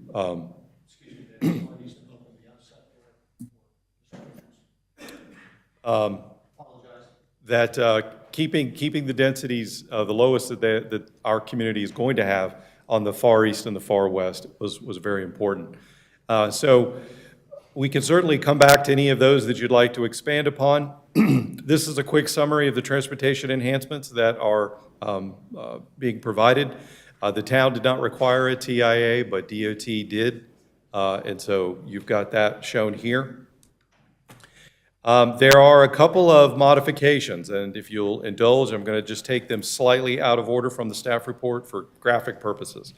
The first one is to modify, when you look on the left side of the screen, we have a requirement that there is a median, a landscape median at the entrance to the subdivisions. They're asking not to do that, and we find that to be completely appropriate. We would not necessarily see that as coming into play. And again, it gets into context. If you look at the Beatties Ford corridor, that's not something that you would see in that type of thing. And it also will reduce the entry drive so that driveway is not wide and overwhelming like you would not see along Beatties Ford Road. So we're good, we're comfortable with that. Modification C is the length of a cul-de-sac that is proposed. There is a gas line easement that is shown right here. Our screen just does not want to participate today. So that they have to cross that easement, and then of course they're hitting the edge of the project. So we're comfortable with that particular request as well.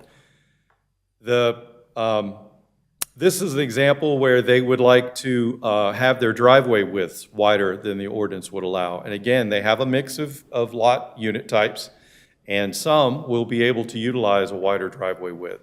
But they are looking to expand beyond the 14. And we have many examples throughout town where that request has come in, and that has not been, it has not been granted, if you will. So these are just two examples. They don't have any other relevance to this request other than they were just recent where that came into play.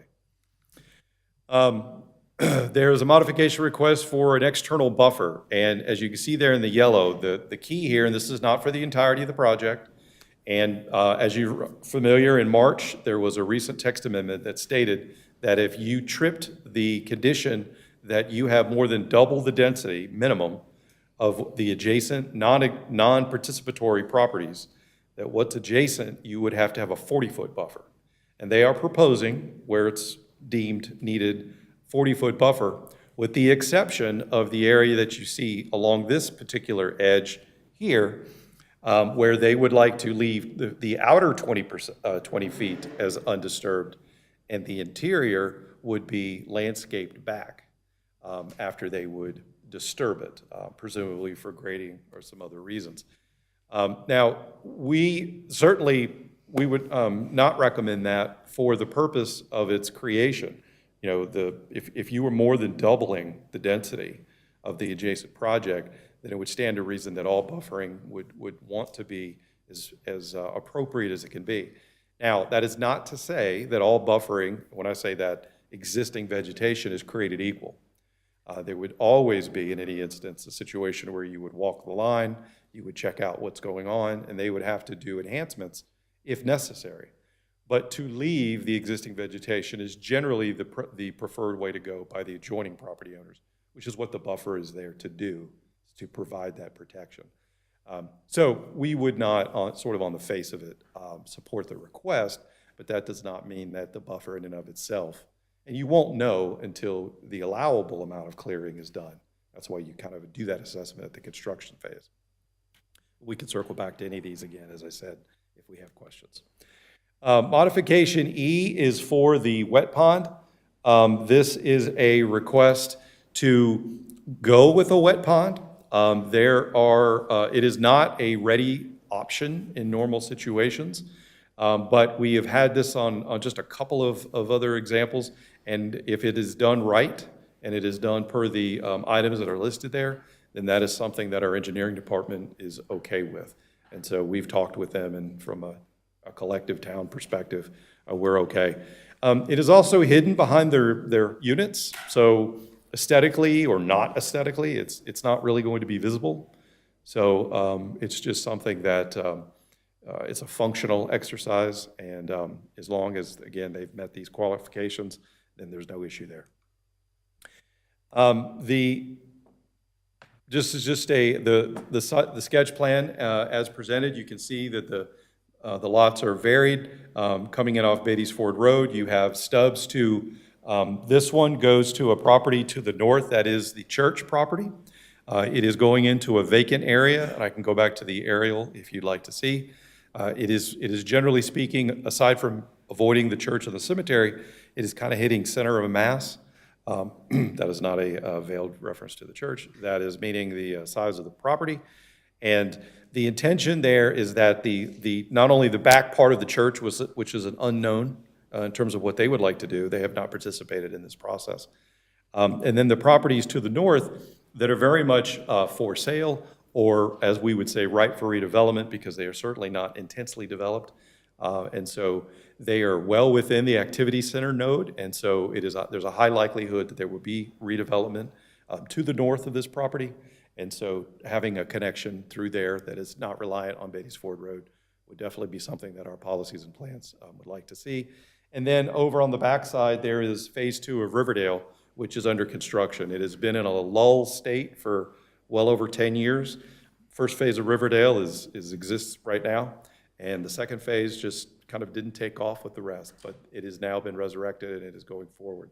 So they will be held at 100 units until they have a second entrance by fire code. So the 118 is very much dependent upon that second entrance coming in, but 100 is what you could expect if there were to be a project approval. Recommendation of this is that the project is consistent with the policy that you see listed there. The second bullet indicates that it is not consistent with LU 1, 3, 7, and 11. And specifically, I would call out that 1 is the future land use plan. Staff, again, is supportive of modifications A, C, and E, not supportive of B and D. The third from the bottom is that on-street parking would be provided on at least one side for all the lots that are under 60 feet in width. Currently, their cross-section does not provide that throughout, so that is something that they would need to. And again, they didn't ask for a modification on that. There is all their outstanding red line comments that are out there would still need to be addressed. And then there would just be one recommendation. This is not an ordinance requirement, but a recommendation that a walking trail would be a good idea throughout the development. They do have a great deal of open space that is in a collective area, not necessarily replicating the sidewalks, but just offering a recreational opportunity. We would make such a recommendation in any regard, but specifically for a 55-plus community, it would certainly make a lot of sense as well. So that is the presentation specifically. The public hearing was held. You were all listening or watching, and there was not a lot of comment from the public at that particular hearing. Any questions of the presentation of the staff report or of staff? The applicants are here represented and are happy to answer questions. And I believe they may have a small presentation that they would like to show as well. But let's go with questions you have of me. Can you go back to the density slide?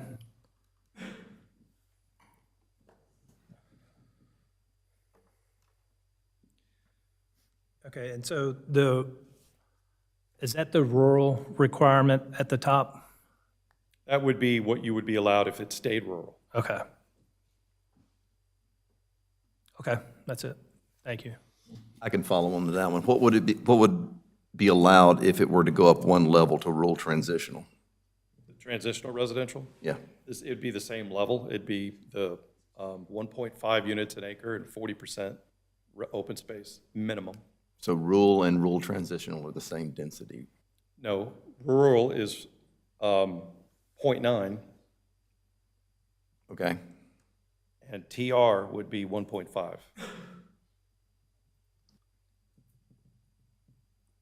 They're asking to go to TR. Correct. I'm asking you, if they went one level from rural to rural transitional, what that density would be. It is rural transitional. Well, residential edge, Oh, that is a designation in the 2040 plan, and I apologize if that was confusing. okay. I can look that up The myself. rural conservation and residential edge are terms that the 2040 plan uses. So they do not specifically use the same nomenclature of the zoning ordinance. Okay, and I see residential But I edge. made the analogy at the beginning that you can think about them in that way, but they are not exactly the same. Okay. I apologize if that confused you. No, I've got it. Okay, thank you.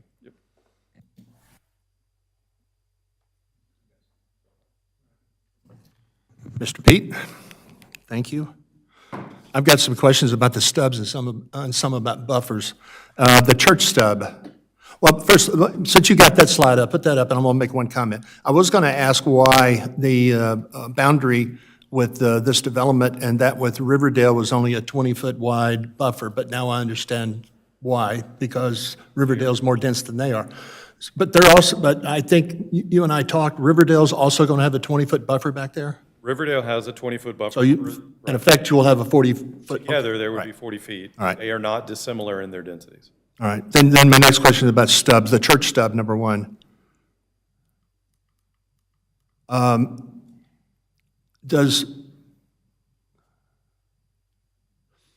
the fact that we have the stub on the church, leaning to the church property, does that put an easement on the church property for a future road? It doesn't do anything to the church property. It stops at the applicant's property line.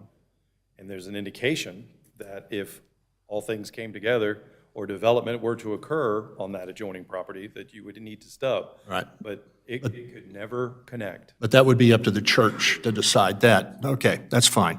The second one is, it's a technical question, I guess, just to clarify something. I don't ever remember having a hammerhead, like Road 10, the cul-de-sac. I don't remember seeing a hammerhead turnaround stub referred to as a cul-de-sac. So I don't have a problem, because either way, the modification can be made. It's not a problem, but It is technically not the right term, but it is just being used as the generic of there is no connection.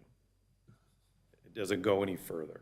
right, because when I read 3.1 or whatever in the article, it talks, there's two different items about cul-de-sacs and stubs. That's the reason I asked. The end result will be the same. I just wanted to ask that technical question about the article. Let me make sure that you're clear. This is not a cul-de-sac that doesn't, in the future, potentially go anywhere. Right. This one is taking the right-of-way all the way to the property line.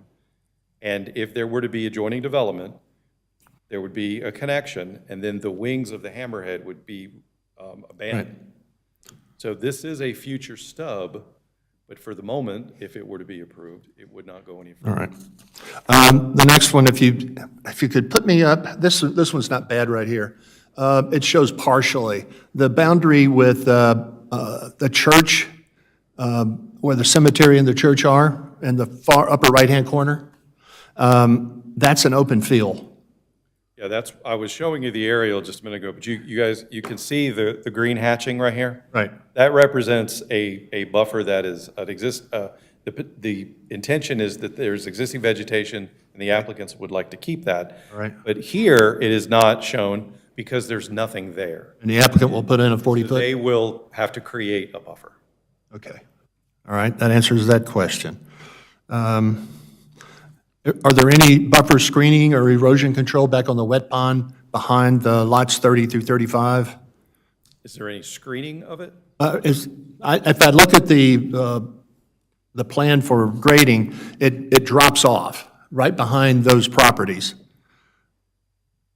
The lots that are up there. Properties here? Right, Is there any screening of the BMP for those? right. And are erosion control for, I mean, is there a planting going on that slope going into the wet pond, or? So a lot of that, as that is not an issue for the ordinance and Right. for the review, they have not necessarily answered that question. They All right, may- then I'll ask the applicant that question then. But I'll also say that the applicants can tell you that the units that they're going to build have a unique element to them, and they'll show you that, and it might make you another question answered. All right. That's all the questions I have for staff. Thank you, Mr. Pete. Any other questions for staff? No? Applicants? You guys know the drill by now.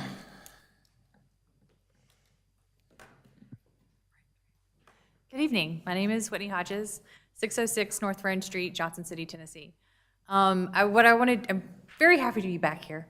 And what we would like to do is basically go over a little bit of what Epcot Communities does and has done in Huntersville, and then answer any questions that you have or go over a few things about some of the modifications and why we made some design decisions as we did.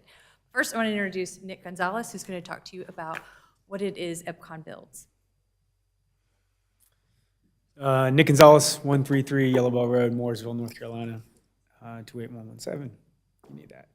So really, my goal is just to introduce you to the product. If you've seen our previous presentation, you got it, but I'd like to show it off. And in respect of your time and ours and everybody's, I'll go pretty quickly through these slides. There's a couple elements that I think are important to make note of, as it might come up in questions later. But a few characteristics of our homes. We build a luxury ranch. It's very good for our demographic, that active adult. We provide low-maintenance living for all of our homeowners in the form of basically hands-off landscaping for all of them. Private courtyards, which is an element that is important, I believe, for questions later. Active lifestyle, and of course, we're looking for the best locations, and that's why we're here with you guys in Huntersville. Picture of some of the product that we build, a luxury ranch. Single-story living is the idea. We do offer bonus suites upstairs as an option, but everything is brought into single-story living. Universal design and just high-end features throughout the homes is kind of that's our MO. Low maintenance and high-quality landscaping. All of our homes are going to have fescue grass. They have sprinkler systems installed. All that landscaping outside of a courtyard is managed by the HOA. I argue to say that the day we finish the community is the worst it's going to look. It gets better with time, which I think there's very few builders that can make that claim. And I stand by it 100%. A little bit of our other streetscapes from other communities. You can see a little bit more substantial in there.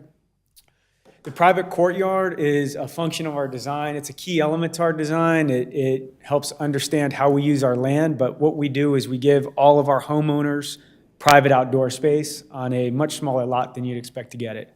We do it by deliberately using our outdoor space. A traditional single-family home is going to put your outdoor to the back, to the rear of the home typically. We bring it to the side, as you can see with that hatched area in the middle there. We wrap the house around it. Standard feature is to fence it in the front and the back, and the next door neighbor is a windowless wall that seals in that outdoor space. Therefore, they have a very usable, very private outdoor property without using a large lot. An aerial of homes that we've built. Sorry about the blurry nature of that photo, but you can get an idea of how it looks immediately after construction. And a couple of furnished courtyards. It really is amazing to see what people can do with this small space and how they can use it. Active lifestyle, we promote that with different amenity packages that we bring into all of our communities, depending on the size and the lot count. Typically, and not typically, this community will have a saltwater pool. It will have a clubhouse, fitness center, this case pickleball courts, sidewalks on both sides of the street, and very likely walking trails as well throughout the community. Another picture of some of our amenities. This is an outdoor pavilion. You can see fire pit, outdoor fireplace, just a great place for our homeowners to interact with each other. Really builds a social network for that active adult. Common area, typically we manicure and landscape most of the property throughout, just to keep that aesthetic that we are very proud of. Some of the benefits to like Huntersville and anybody bringing in active adult communities like EPCON, when we build for 55 plus, we bring less traffic. So 50% fewer daily trips in a traditional single family home. I believe one of the objections was traffic that we'd be bringing to the community. And while we are bringing homes, we are bringing significantly less traffic than anybody else you'd approve. High tax revenues based on the sale price of our homes. We're going to start in the mid 400s and average, in that 600 range. Lower services costs, fewer residents per home. So a typical single-family household will have 3.36 people per home versus 1.7 per home in an age-restricted household.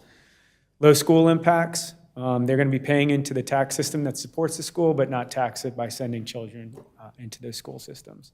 Provide a high-quality, live-well lifestyle for the underserved demographic. The 2040 Huntersville Plan does call out our demographic. That age group is underserved in Huntersville right now. Currently, 22.7% of residents in Huntersville are 55 years and older. That's 14,683 people today. And our homeowners, typically that demographic does support local business. So they are of a generation that really does value going out and shopping locally in the community.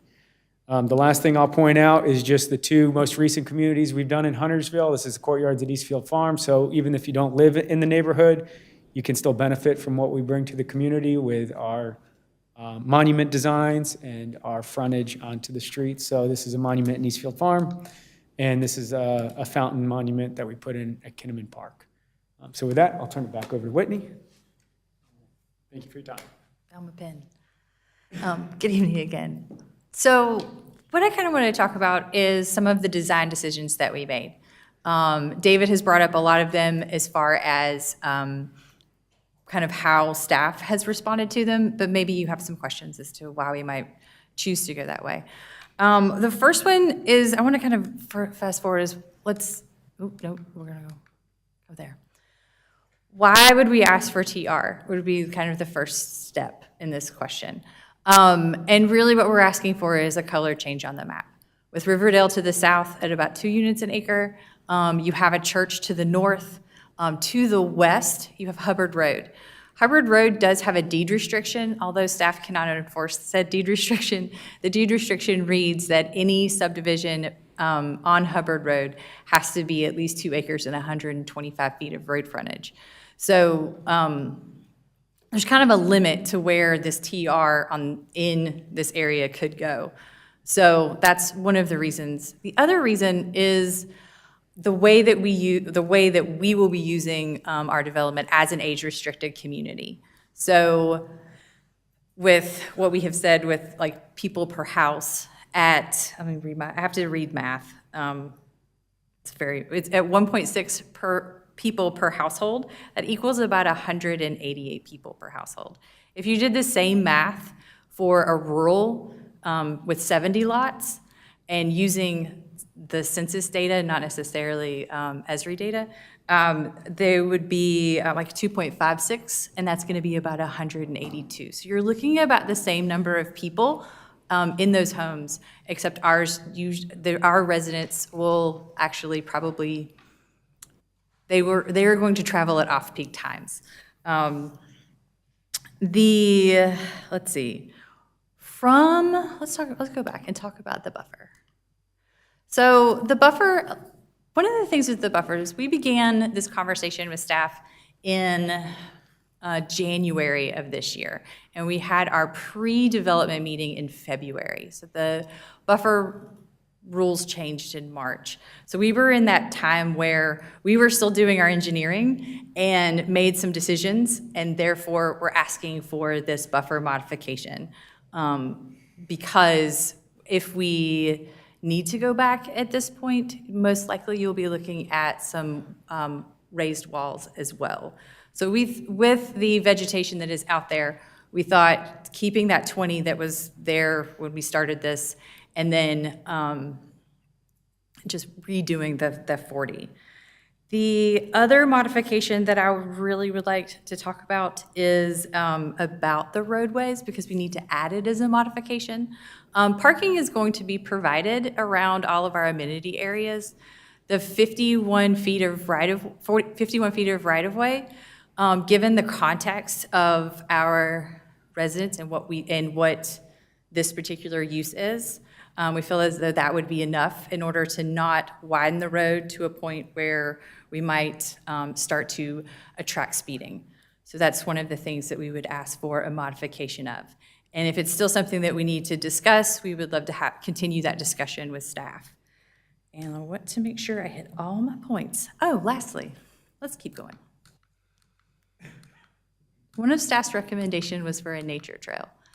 And I'm hoping this map, it did not get in here. Maybe. We thought it got in here. I think we heard that at the hearing, that it Yes. took a minute to load. Oh. If you should click back. Oh, what is happening? Okay. I was like, that's not the one. There's one that's missing. Okay, so what I wanted to tell you is that we do want to add a nature trail. And we can, there it is. That's it. Did it turn out right? It did not turn out right. And there was just something with this. Okay, so turn your heads, everyone. If we all can just turn our heads.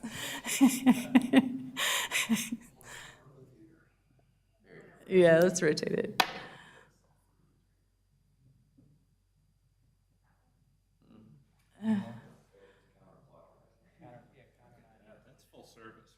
It really is. One more. I think. You had it right. There you go. Okay, the blue is the walking trail, and if you can kind of see, it's not lining up directionally as we have had this the whole time. But the blue is the walking trail that we would like to add, and we'll make that a part of our submittal for final action.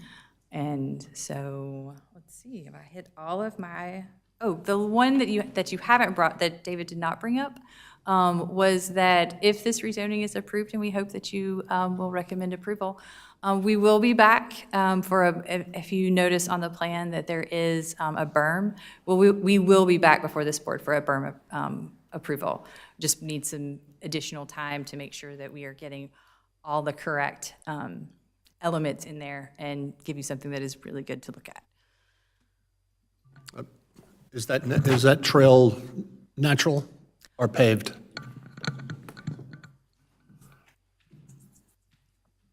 Since we're talking about the trail. Andy Gibbon, 416 Poplar Springs Church Road in Shelby, North Carolina. So we like to provide trails to our customers. If it's not an ordinance requirement, we don't necessarily elect to show that. If you can turn your head and see on the page there, the gas line easement goes and bisects the property. We want to utilize that area as a nice place for our residents to hang out. The problem with the gas line is they're not real excited about us paving in their gas line easement. And so this, 2 weeks ago, Chris and I looked at, is there a way that we can enjoy the gas line easement by paralleling it? It is not our desire to have a gravel or a grass path. If you add rain, that's a bad situation for our homeowners. And so it's our desire then to parallel the gas line, give ourselves the ability to pave or to concrete that. And then where there are areas where we have to cross the gas line easement, play by their rules, if that is pea gravel or dirt, but not to have a grass trail that is not usable in the morning when the dew's on the grass, or after a rain when there's they don't want to get their pets' feet wet. No, that's good. I just wondered if it would or would not be paved, because it's not something you had to do, so I'm sure it'll be appreciated.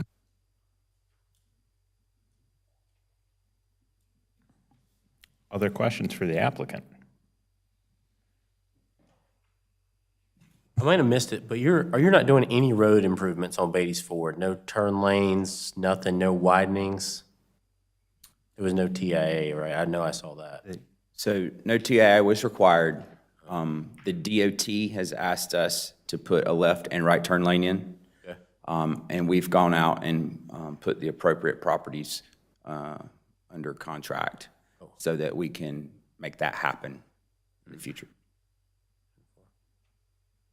And did you do any kind of traffic study on your own, even though a TIA, I mean, like, just knowing your clients and how many cars come in and out for these 118 properties? Do you know about how many during, you guys won't be leaving at peak hours because most of your people will be retired, but do you know approximately how many people will be leaving your property and sizing your turn lanes appropriately?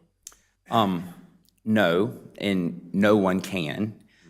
If you look at traffic studies, what we're talking about is a data set that they try to fit an equation or a graph to. So it's the very definition of empirical. In ITE, Trip Generation Report, they have different methods for estimating that. Some of them are graphs, and more recently, they've gone to equations. What I find when I look at those is we're about half of the chip generation of a single-family home, and that our the peak AM and peak PM are probably in the realm of about 30% of a single family. Again, empirical data, and so there's not an answer that you can hammer home and say, yeah, that's exactly it. Right. And four. I'll add, we have done some trip generation studies just on our own, and we're less than that. That doesn't hold water here, but as an aside. Yeah. So how long is your left turn lane headed northbound on Beatty's Ford? Chris, is that 150 feet? And the right turn is 100 feet. The tapers stretch it out to 500-600 feet.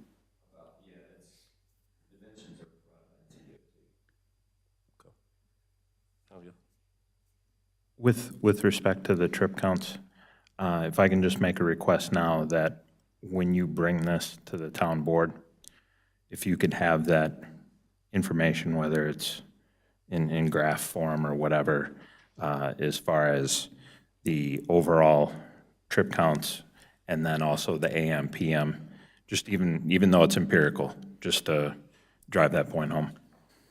I'll make a commitment to bring that comparison. Thank you.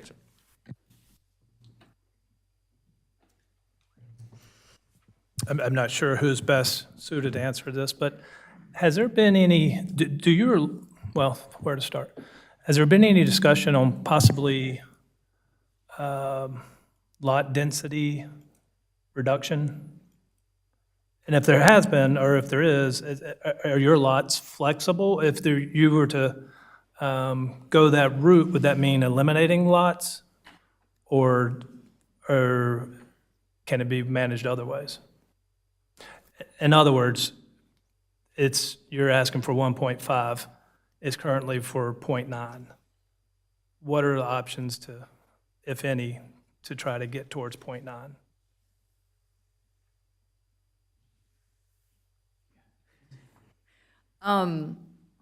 We have designed to what we feel is though the maximum number. Now, as we get into a more refined engineering, that number may end up coming down from that, just due to physical grades, how that may work out. But our preference is for the 1.5, and we feel as though that given the densities that are around there and the activity center to the north, that this is a opportunity to feather that into both a previous ordinance that was changed for very good reasons, and to the more current ordinance and plans. Just to kind of be transparent on the questioning, I generally don't try to make any type of business recommendations. I trust folks to do what's best suited for their business. But I don't know if you followed Huntersville, a lot of the development, been heavy discussions about rural protection, and so that's my thought. I think I believe your math on this retirement community actually, even though it's more dense, actually having more or less trips than a rural But I can tell you, people riding down the street, they're going to see the density, and they're not going to know that math. They're just going to see the whole community structure, and that's going to, fill their head. So that's just, Yeah, and there are also some other things in Huntersville standards that allow for a rural feel and character. And one of those that is different, say, than on Eastfield. There is an 80, in both TR and R, there is an 80-foot buffer requirement. So that is a vegetated buffer. So a lot of that scene is taken away. On Beatties Ford Road particularly, there is a 100-foot buffer that is listed in a plan, and we are keeping with that 100-foot buffer. So to basically add to that, I'm going to call it a rural thoroughfare, so to kind of keep to that. I am aware, very much so, of how to keep that rural character, and I think that one of the things that we can likely promise is that we will continue to, as we move through this plan, strive towards making sure that we protect as close to as much open space to that rural at 45%, because we're in that 5% difference, to get to that point as well.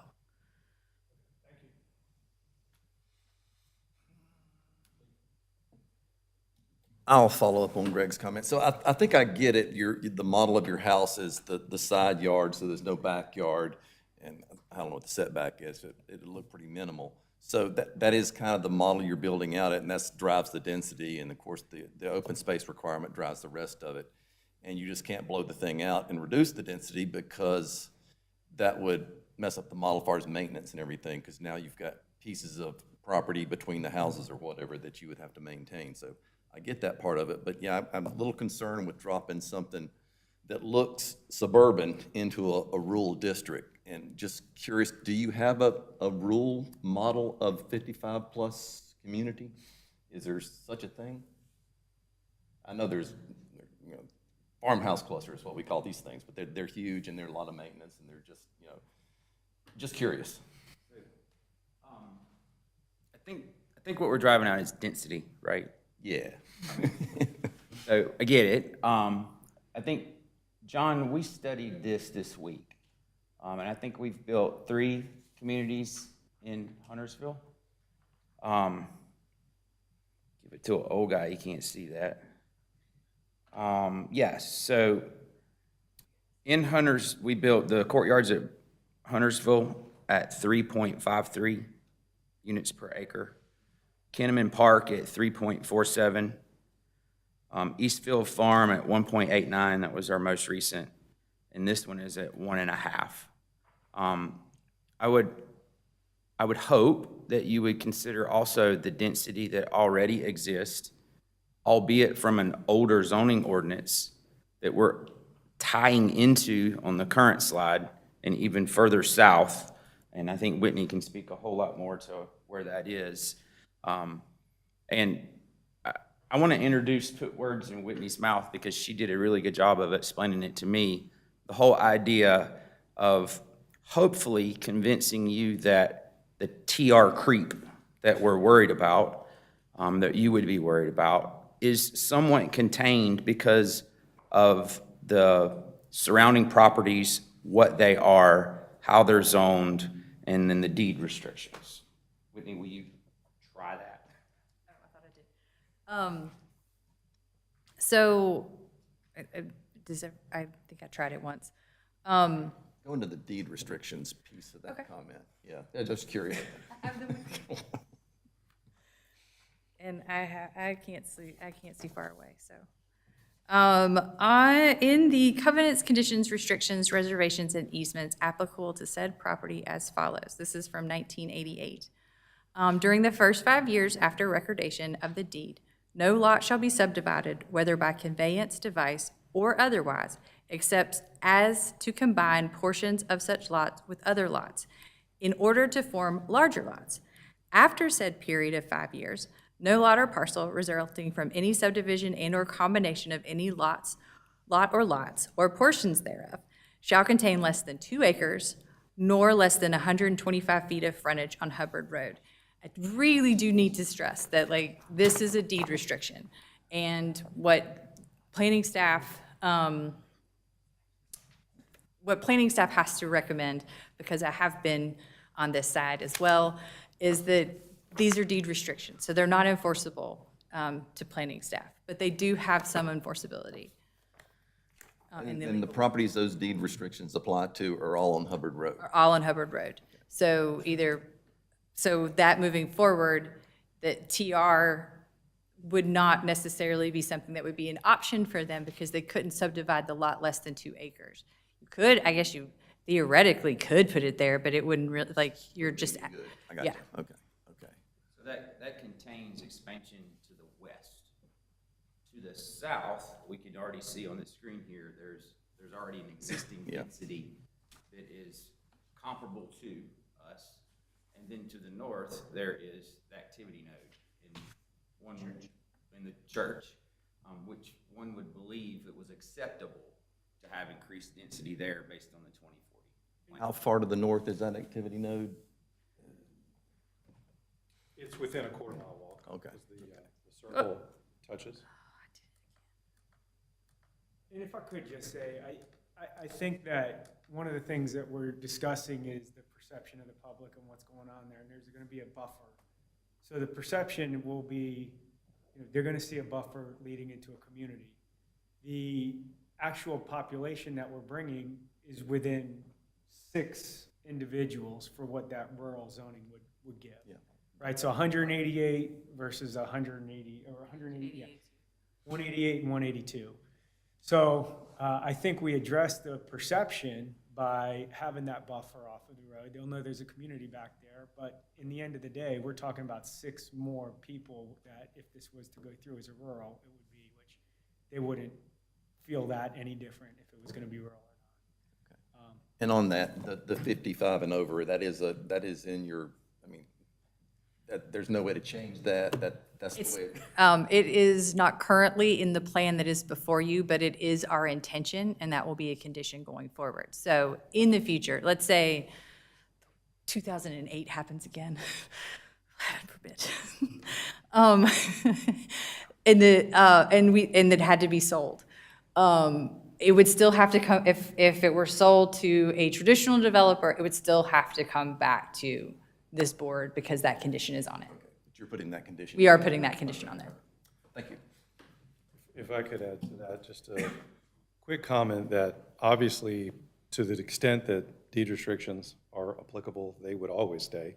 And if you go beyond Hubbard, immediately north along it, you've got some properties that are in a slightly different situation, but still possibly redeveloped closer to 73. But then if you go even further west, you're really starting to hit the Duke properties, which there's, very little opportunity for development because they're looking to insulate themselves. But what I wanted to touch on was the idea that the TR creep, while that's certainly the first thing that will come to mind, as they alluded to, there may be special conditions there. But this particular project represents a complete introduction of a TR that does not abut any TR. And so as you move down the corridor, with the door opened, then you have a basis with which to introduce brand-new TR where there isn't any. So fair that creep might be constrained by the open space and by deed restriction. I mean, even they will have deed restrictions that they may or may not continue with. As Whitney very well said, if a conditional plan were to be approved, that would not be removed without another action by the town board. But again, just if you recall the Beatties Ford Road map that we can get back up that went north to south all the way down to Mount Holly. Again, introducing a new item that isn't there. I would dare say in a clumsy summary of what we're dealing with tonight, with the reservation of the things that we do not support in their request, this subdivision has the ability to hit the marks and be a supported subdivision in and of itself. But it's the zoning that they're looking for and the introduction of it in an area that is not consistent is really the crux of where we are. So, to oversimplify, you kind of have, 0.1 and then a lot of small 0.2s. One last note, in that, with the rural, 2040 plan does identify this demographic as underserved moving forward. And rural subdivision of that property is not necessarily going to lend itself to that, to serve that demographic, where our product does. Our product is meant to answer an issue that has been identified moving into the future in Huntersville. So one more reason that I believe our product is going to serve Huntersville better than the designated for currently. There you go. All right. Addressing the comments made by the, during public comments and Mr. Chris's, Boyd's questions about Beatties Ford traffic. I live a few miles east of the Gilead Road intersection, just north of this development. I drive out that way a lot in the afternoon, evening, and not a lot in the morning.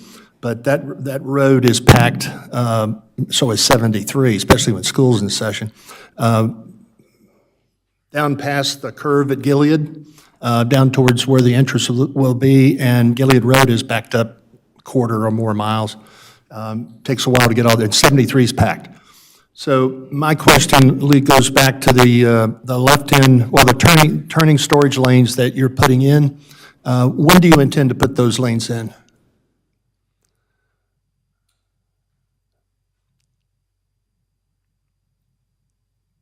It would be a preference to wait to do that, just from the standpoint of how we see a project go, right? So Right. we're going to land and put a construction entrance here if you approve. We're going to clear. That's not the time to do a turn lane at that point. We're going to be grading. Still no need for a turn lane. We'll have our construction traffic, and these are not ginormous crews like a populated or a built-out subdivision would be. So I would say that under the normal course of how we operate, it's going to be in the last quarter of what we would do, but it can be certainly a requirement that you could, or it can be a commitment that we would install it before the first certificate of occupancy was issued. Yeah, the earlier the better, just for the reasons I stated about that traffic. Because if you add in any construction traffic, even early in the morning, you go out there. A lot of the traffic coming down Gilead is not your problem. That takes a right and goes up to 73.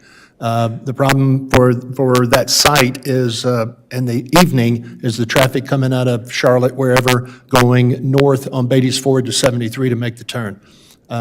So the turning lane there, that's important in the afternoon. In the morning, the traffic comes down and it either goes straight down 73, and then the other people that like to drive Gilead, they come down and make a turn at Gilead, and then there's a steady line of traffic trying to get down 73 south to get to Charlotte or wherever they're heading in that direction. So whenever you could put those turning lanes in early, the earlier the better, maybe earlier than you would normally, I think that would assist with the traffic on that road, and it would be appreciated because it is heavy right there.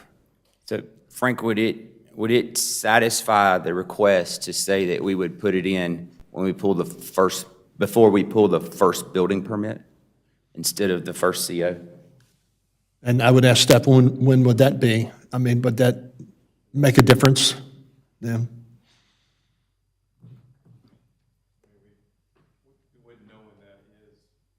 Right.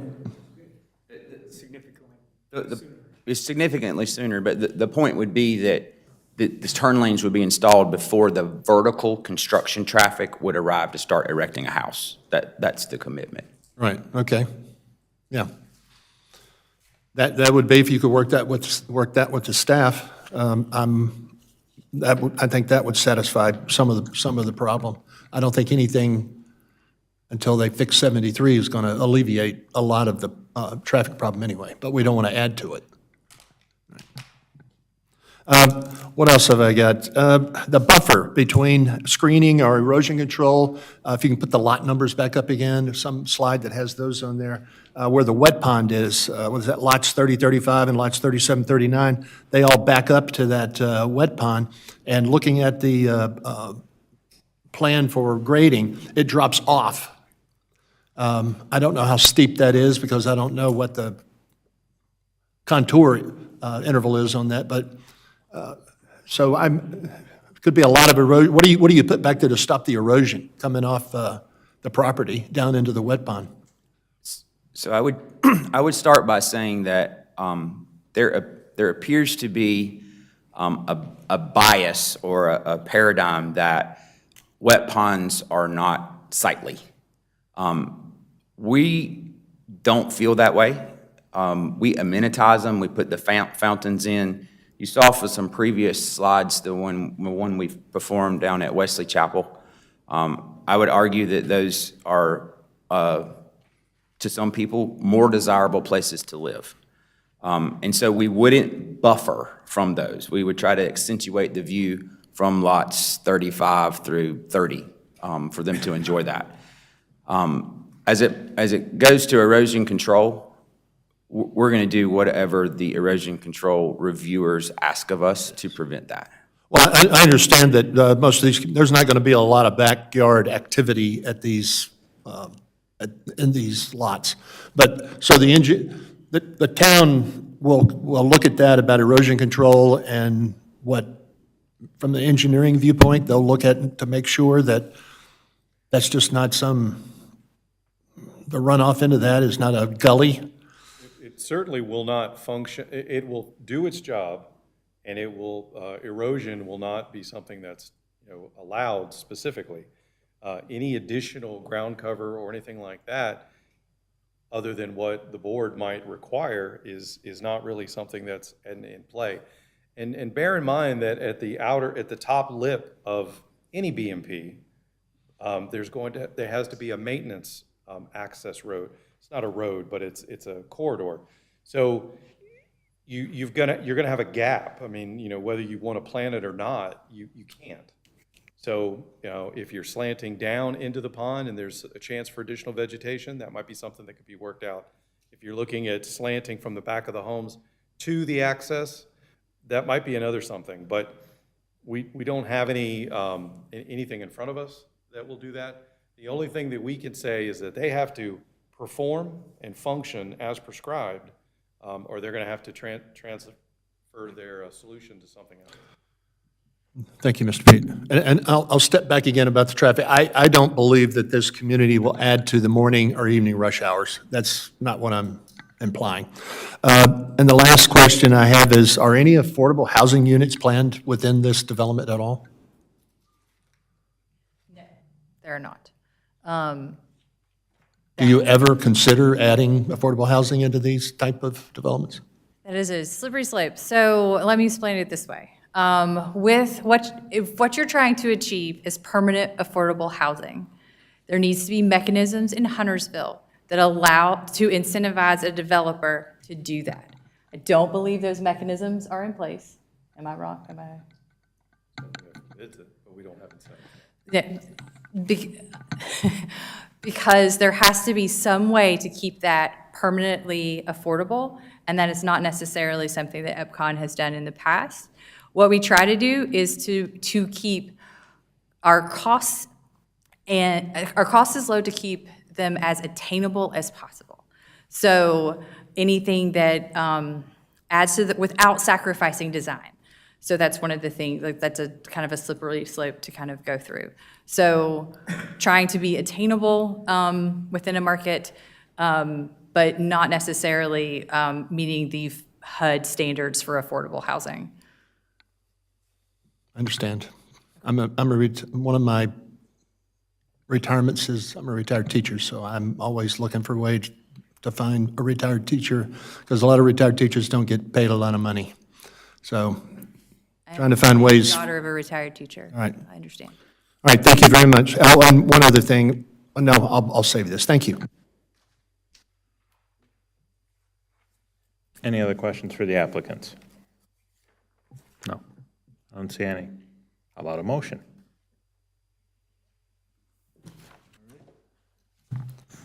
Am I elected again? All right. I guess. In considering the proposed rezoning of petition 23-07 Epcon Courtyards at Walters Farm, the planning board recommends approval of the amendment. The amendment is consistent with the Huntersville 2040 Community Plan LU1, encourage a development pattern that follows the future land use map, and that the development is located both within and adjacent to the Beatties Ford Road / North Carolina 73 Mixed-Use Activity Center, and provides a key residential component of support for said activity center. This recommendation is consistent with and supported by Huntersville 2040 Plan policies LU2, LU2.1, LU2.2, LU6, LU6.1, LU9, LU9.1, LU9.2, LU10, LU10.1, LU10.2, LU10.4, LU12, LU12.2, LU12.3, EOS-2, EOS-2.1, EOS-2.2, EOS-3, EOS-6, EOS 6-1, EOS 10, EOS 10-1, and T3. The amendment is further supported by the Beatties Ford Road Corridor Small Area Plan, which identifies the North Carolina 73 Mixed-Use Center as at the intersection of Beatties Ford, Gilead, and North Carolina 73. In addition, the plan stated that if the Lotta Village node, the 2040 Plan Hopewell Village Activity Center, was not developed, then the potential for commercial and retail would only increase at the Beatties Ford Road and Highway 73 Mixed-Use Activity Center. The planning board further recommends that the following modifications be approved. Remove the requirement for a landscape median in the Beatties Ford Road entrance. 2, increase the maximum allowed length of Road 10 cul-de-sac from 300 feet to 768 feet. Allow a wet pond in lieu of traditional water quality measures. This approval is contingent upon the applicant working with the town staff to identify and apply acceptable techniques to meet the intent of the water quality ordinance. Planning board does not recommend approval of the following modifications: to increase driveway width from 16 feet to 18 feet, to allow disturbance of the first 20 feet of the required 40-foot buffer at any location on site. In addition, the recommendation for approval is contingent upon the applicant providing on-street parking on at least one side of all lots under 60 feet in width. The conceptual stormwater drainage plan, parenthesis PCO-1, is approved by staff. All red line comments are addressed. It is reasonable in the public interest to approve the rezoning because it is consistent with the Huntersville 2040 Community Plan Future Land Use Activity Center character area. A thriving and successful activity center requires adjacent mixed-use residential for success. This development will bring rooftops, which will bring additional commercial/retail, which in turn provides the town of Huntersville with an additional tax generation commercial/retail location, which is currently lacking on the west side of Huntersville. Do not see this activity center as it exists today. Visualize what it could become in the future. That is all. May I ask for a clarification of the tail end of that motion? Yes, sir, go ahead. Are you indicating that the entire project is suitable for the activity center? I am. I am, and we'll go into that during discussion if I get a second, because if I don't get a second, it's a moot point. Do I have a second? I'll second. All right, we have a motion, we have a second. Let's have a little discussion on this. Well, It's your motion. okay, well, the first thing I would say is that Commissioner Kidwell made a comment during the public hearing that these communities do not impact our schools, but they do impact our park and rec. They're killing us on pickleball courts. And Park and Rec in the future probably needs to do pickleball impact analysis on all age-restricted units. Sorry, trying to throw some levity in there. Yes, Mr. Pete, I believe if you put the activity center back up, the circle. It's there.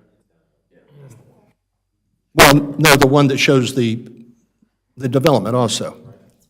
Okay, good. I'm sorry, I didn't see it over there. I think in for a penny, in for a pound. I believe that this is, because again, the comment made about the activity circle is not, they're all different in shape and sizes. Again, I point out North Village, which is almost a mile long, north to south, and east to west, it's a half mile long. It's a different shape. So I think that we don't know how this is going to develop in the center as far as commercial goes in the future. Maybe there's a possibility of a new fire station and that land becoming available for commercial. I can't forecast that. I'm not a prophet. storage sheds that are in there. People build those storage sheds, or like agricultural people who put in pine trees on ground to help pay for the land. And once they've made their money off of it and got their profit back, they make the profit off of that land. So I don't see that storage facility staying there forever, because someone else will come in with a bigger need and a big checkbook to replace that. So this, I truly believe that is part of the commercial, and as the applicant was pointing out, this cannot, we're not moving to the west because it's all deed restricted ground. I don't think it's going to go up through the equestrian center towards Duke Energy on 73, and it's not going to come south because there's already a denser subdivision just to the south of this. I think that this fits for the activity center, and that's why I made this motion. So question, like, if it does change to the activity center and it's the TC zoning, does that kind of stop this from going everywhere, like we're worried about? There's nowhere for it to go. So the rule could stay rule of future developments like south. You know what I'm saying? Well, no, I don't think you can, I don't think any of us can predict what's going to happen adjacent to Beatties Ford Road.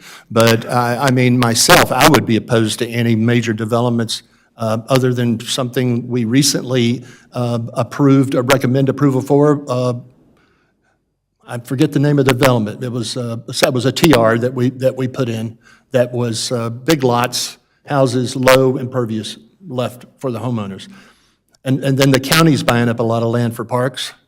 Most of that area, other than the people that have TR homes out there and off of Hubbard Road and some of the people in the back, a lot of that area is preserves and wildlife areas, parks, Rural Hill, Lotta. I can't name them all. It's between these developments and the river, that land is natural. I don't see development going that way. I don't see an extension from this one development into all the others. This is next to the activity center, and I support it.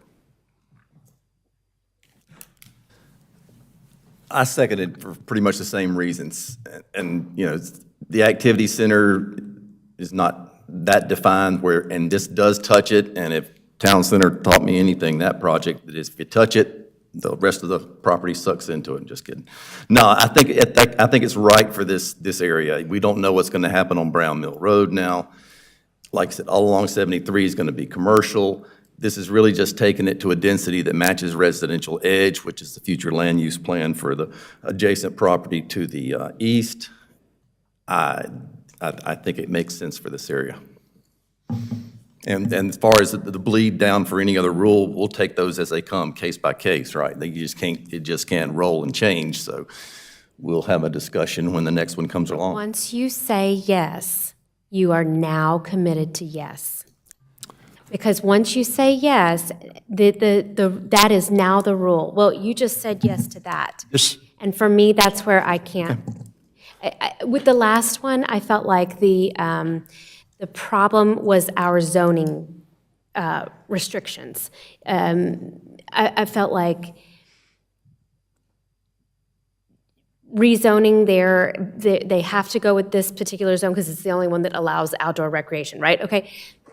Here, I feel like it's different because there's going to be housing communities that come up all through all those places that you were just talking about. And once you say yes, that is now the rule.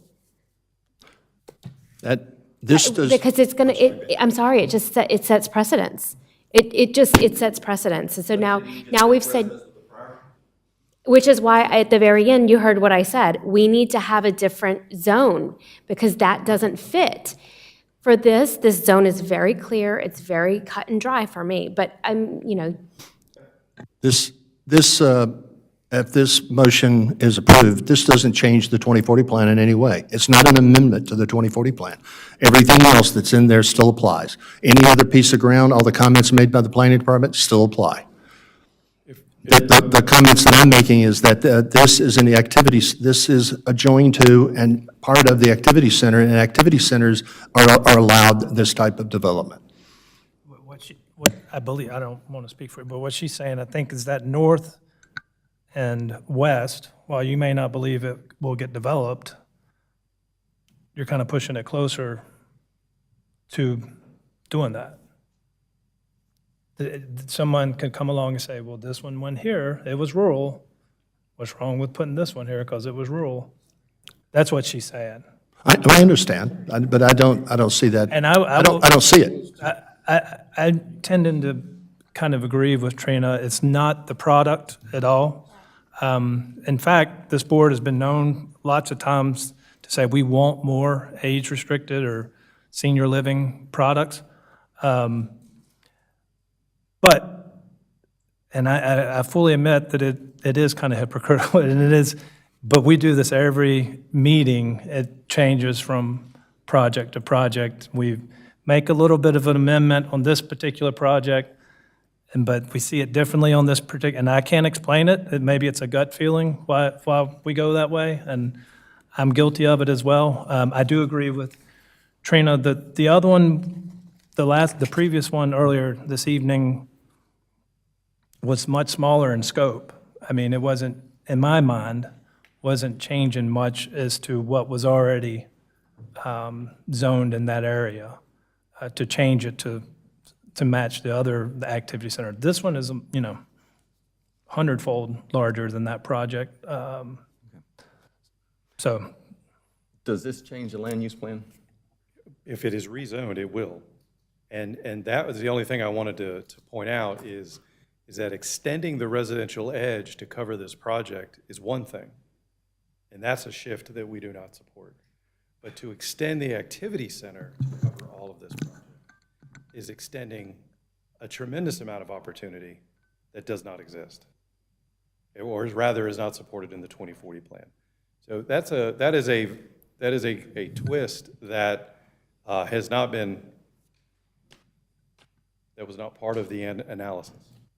Is that just because the west side of Beatties Ford is defined as retains rural, but because on the other hand, we hear that the boundaries of activity centers are vague and do morph according to the projects that come along? The trajectory of the circle is purely the quarter-mile walk from the center of two intersections. And it is to intensify and then feather out as you go. And so find the feathering out at the outer edge. Quarter-mile walk is what most folks will do. Doesn't matter about their age. In fact, you could say 55 plus probably walks more than any of us do. But the point being that that's what you could typically expect for somebody to walk out of their home and go get a cup of milk or their dry cleaning or something other than getting in a car. And so if you start to stretch it, it's obviously going to follow parcel boundaries as you develop over time. There's nothing necessarily magical about it. But when you do stretch it to boundaries and to a road that's deed restricted, activity centers have a wide menu of things that are supported by the 2040 plan, not just residential. So as you feather to the extreme, you should be matching up or getting as close as you can to what that zoning is on that outer edge, which currently is rural, could be TR. That was really where the teeter-totter was going into tonight. So I just am making sure that the board understands that there is a difference between extending residential edge, which the original application would have done if it were to be approved by the board, as opposed to expanding the activity center to cover all of this. But the town board can't extend the activity center has no set boundary. It has a guideline. So, like I said before, they come in all shapes. A quarter mile, again, North Village is almost a mile from north to south and a half a mile east to west. So I don't see, the only part of the land use plan that I see that's changing is for that piece of property. That it does not change any other land use for anything else in the 2040 plan west of Beatties Ford Road. And the reason I say it doesn't change, I believe it's not an amendment to the 2040 plan. The argument, the position is that this is part of the activity center. The action of rezoning by the board will change the 2040 plan. For this piece of property. Correct. You'll be pulling the activity center to cover all of it. For this piece of property, not for other Properties pieces of become property. adjacent. Another piece of property comes in and wants to do this, it has to go through the same process this one did, right? That's true, but now you've extended the boundaries of where they're adjacent. Hold on. But I Right. think we've explained, I mean, I don't have anything further to add. Here's a question, hypothetical, I suppose. You've made a very specific comment that you've now honed in on, and now we're having discussion on it. Can his entire motion still be valid, and he leave that less of a full sentence out of it? That was the only part that was not within the construct of the public hearing and what we've been discussing going forward, or rather, through this process. Your question is, can any part of it, of the motion be taken out? Absolutely, or changed. But it doesn't, this can be rezoned without stating officially in the motion that the activity center needs to be extended as well, correct? That's correct. That's true, but I'll ask for an expert opinion from the planning department if the justification for this is the activity. Otherwise, we have to justify an amendment to the 2040 plan. It's touching it. For me, I don't need another justification. Some of it's in it. I'm good. Right? Right? I don't know. Okay, so what are you asking me to amend? You're asking me to take out something? You're talking about moving the yellow to cover this project's Yeah. but not the circle.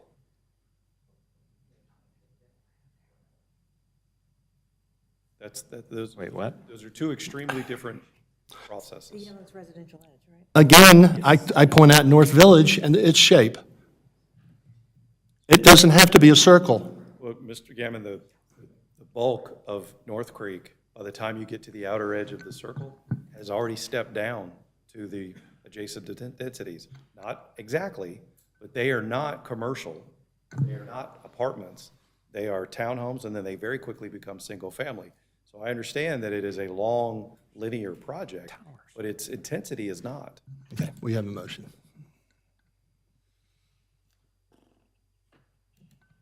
Mr. Gammon, Yes, sir. will you accept an amendment to your motion What is your amendment? to remove the statement about expanding the activity center to cover the entirety of the project? I don't quite know what your verbiage was there. I said it's located both within and adjacent to the Beatties Ford Road, North Carolina 73 Mixed-Use Activity Center. That was my statement, which it is. And Mr. Pete, to you, the way that reads, it's stating that we're changing, or that the motion is looking to extend the activity center.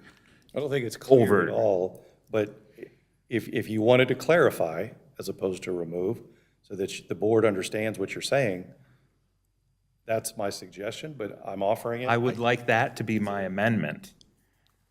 So then I will fall on the sword and fully admit, I don't know how to clarify that to make. Proximity of the project to the activity center, the fact that there's a percentage that is within. These are kind of softer ways to acknowledge it and not Said that. extend it. That's a different phrase of the same thing that I have said. It's just a rephrasing that says the same thing. If I may. You may.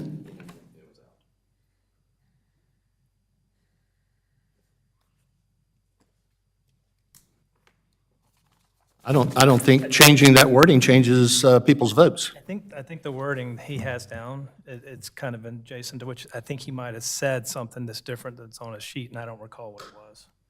But I think he might have said that you contend that the whole thing should be in the activity center. Because But it doesn't verbatim, have that on the sheet. verbatim encourages development pattern that follows the future land use map, in that the development is located both within and adjacent to the Beatties Ford Road NC 73 mixed-use activity So center. in actuality, I did not change the circle. He's not changing the circle. Okay, so That's clear, what We're- you just read is we're- clear. I believe what was originally Okay. said, but I could be wrong on that. And we can, Tracy, we can submit a copy of this as well.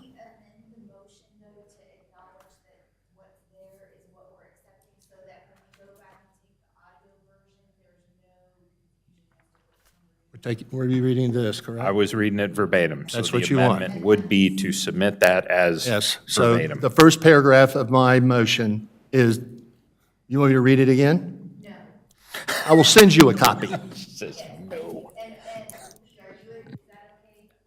Yes, yeah, that's We what I said. we haven't amended it in any way, so. I think my support statements might have confused Yeah. who said what, so. Yes, ma'am, and Coming to I will rein me send you in. a copy in the morning. We're in trouble. Hold on. And not only the wording, but the intent. I'm sorry, Is that also the intent, as we have just spoken about? Your intent is not, the intent of what? the intent of your wording. The intent of your The wording, intent is not to expand it. not to move the circle, to cover Correct. the entire. No, I'll say that, but it's part, in my view, it is, because, okay, stop, I understand, I won't say it then. That's how we got into this. Yes, it's my intent not to change the circle, although the circle is not a set. Great. Shush. All right, we're good. Wow. Okay, More discussion, though. We got that part done. Trina, we last left with you, and there was a little rebuttal to that. And you had expressed about precedence, and then we've gone on from there. Greg, you talked about precedence a little bit, and we talked about some of the properties. Chris, you look like you got something. I mean, I think my biggest thing is, I mean, there's some big infrastructure issues, namely traffic on Beatties Ford Road right there. I know they're doing turn lanes and addressing that. And I think you said that by right, we could do a 70-home development there, and that would still not require any TIA or turn lanes, right? From the town. DOT is It's still, in full control of Beatties Ford Road. right, And I okay. dare say that, again, don't want to do it, but Right. 70 will probably require something. 70 would still require something, yep. I just want to make that clear, no matter which way I vote, I want to make that clear for everybody and on the record that, you know, even by right, 70 homes could go there, and it would still, the town wouldn't require TIA, the DOT may require something to go there, and these developers are doing something there, so, to do something, yeah. For me, if I may, if I look at the property and what's around it, we have highway commercial that's up in the southwest corner of that intersection or the activity center. We have some rural that's getting sold with that property as part of that transaction. We have a giant lane of high-tension power towers in between there, so any creep to the north is going to be negligible. And when you look at some of the other stuff, I do understand precedent and worry about that often. I know that a lot of these neighborhoods, as you travel north-south on Beatties Ford, came under a different time.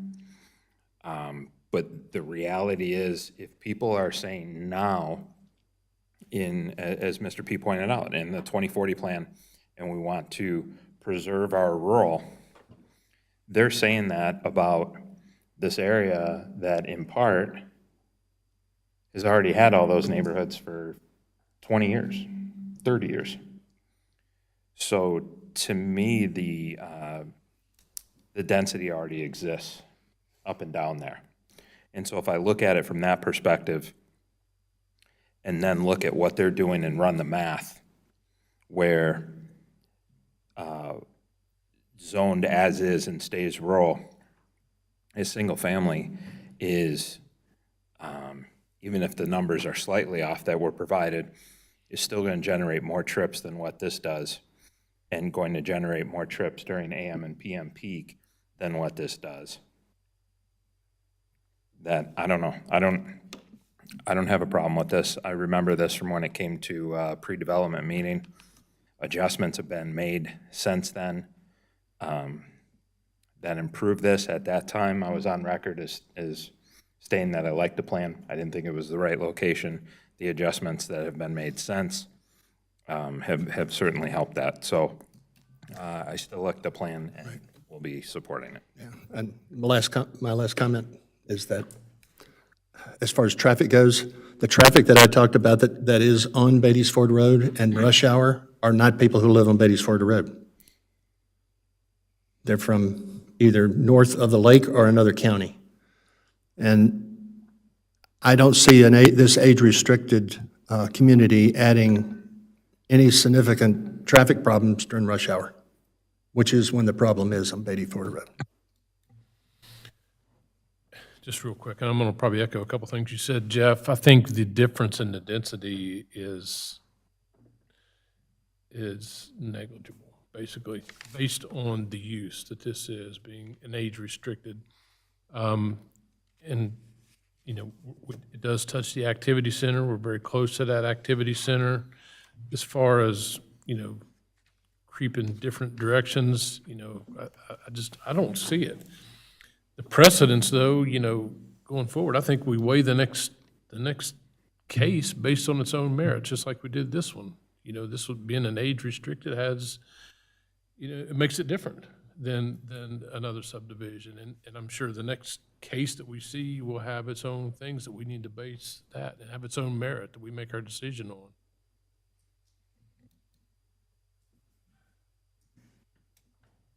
Any other discussion? I really don't want to debate any longer. I won't say anything to what you say, so don't. You're free. I think it is negligible. However, this plan, part of this plan was based off of a previous plan, development. So all I'm saying is the next plan could be based off of this development. So that, I mean, while it's negligible, it's negligibly getting smaller. I get what you're saying, and it's a tough it's a tough way to narrow it down. I'm just trying to emphasize that it can and potentially will be used as an example, just like this plan was used from a previous development. So that's all. Since a lot of our decision hinged on it being 55 plus, should that be a part of the motion, that requirement be there?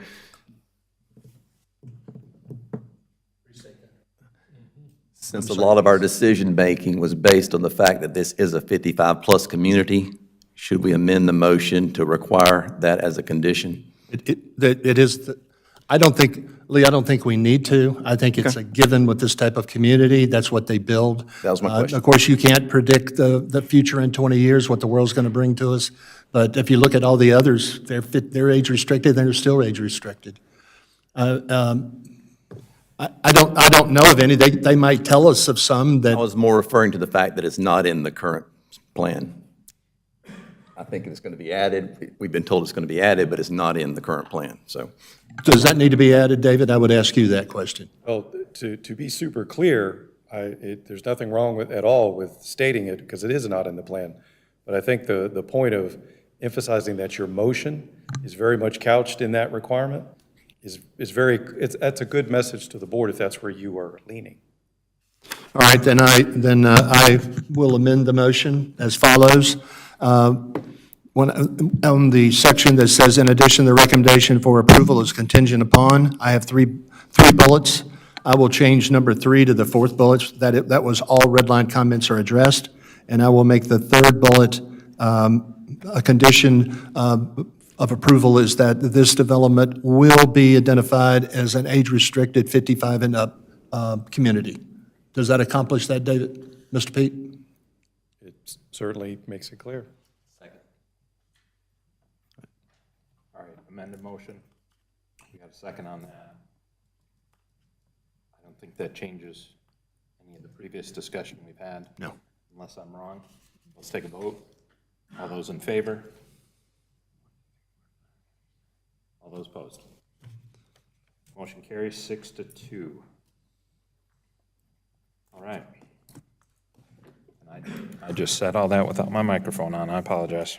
All right, so that motion carried 6-2. We are on to other business. Let's consider appointments of the chair and vice chair positions for the planning board for. Mr. Chair, we have a break request. Can we have a 5-minute recess?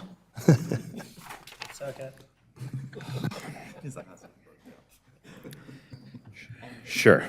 We will break for a 5-minute recess, and when we come back, we will vote for chair and vice chair. Thank you. Thank you, Mr. Chair.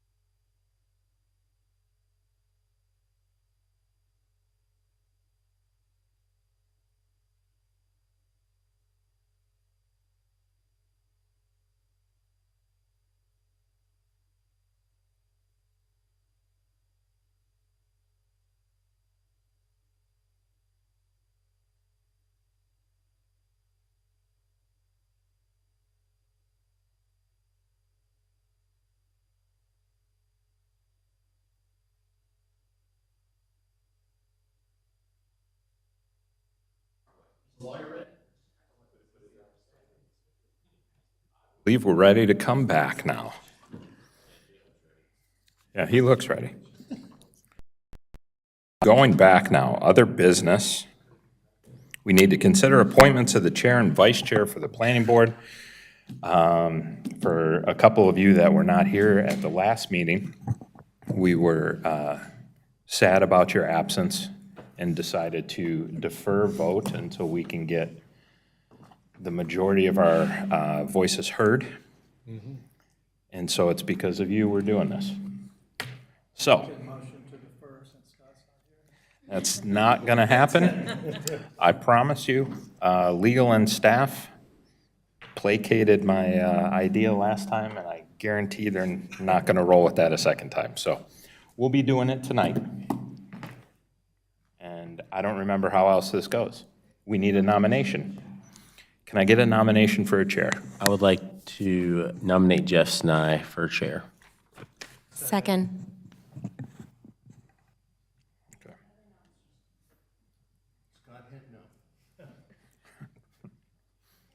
I absolutely want to nominate him for something. Okay, so no other nominations then. And in which case, then I announce, all right, all those in favor of Jeff Sny for chair? Any opposed? Okay. A little slow on the draw. I know, that was.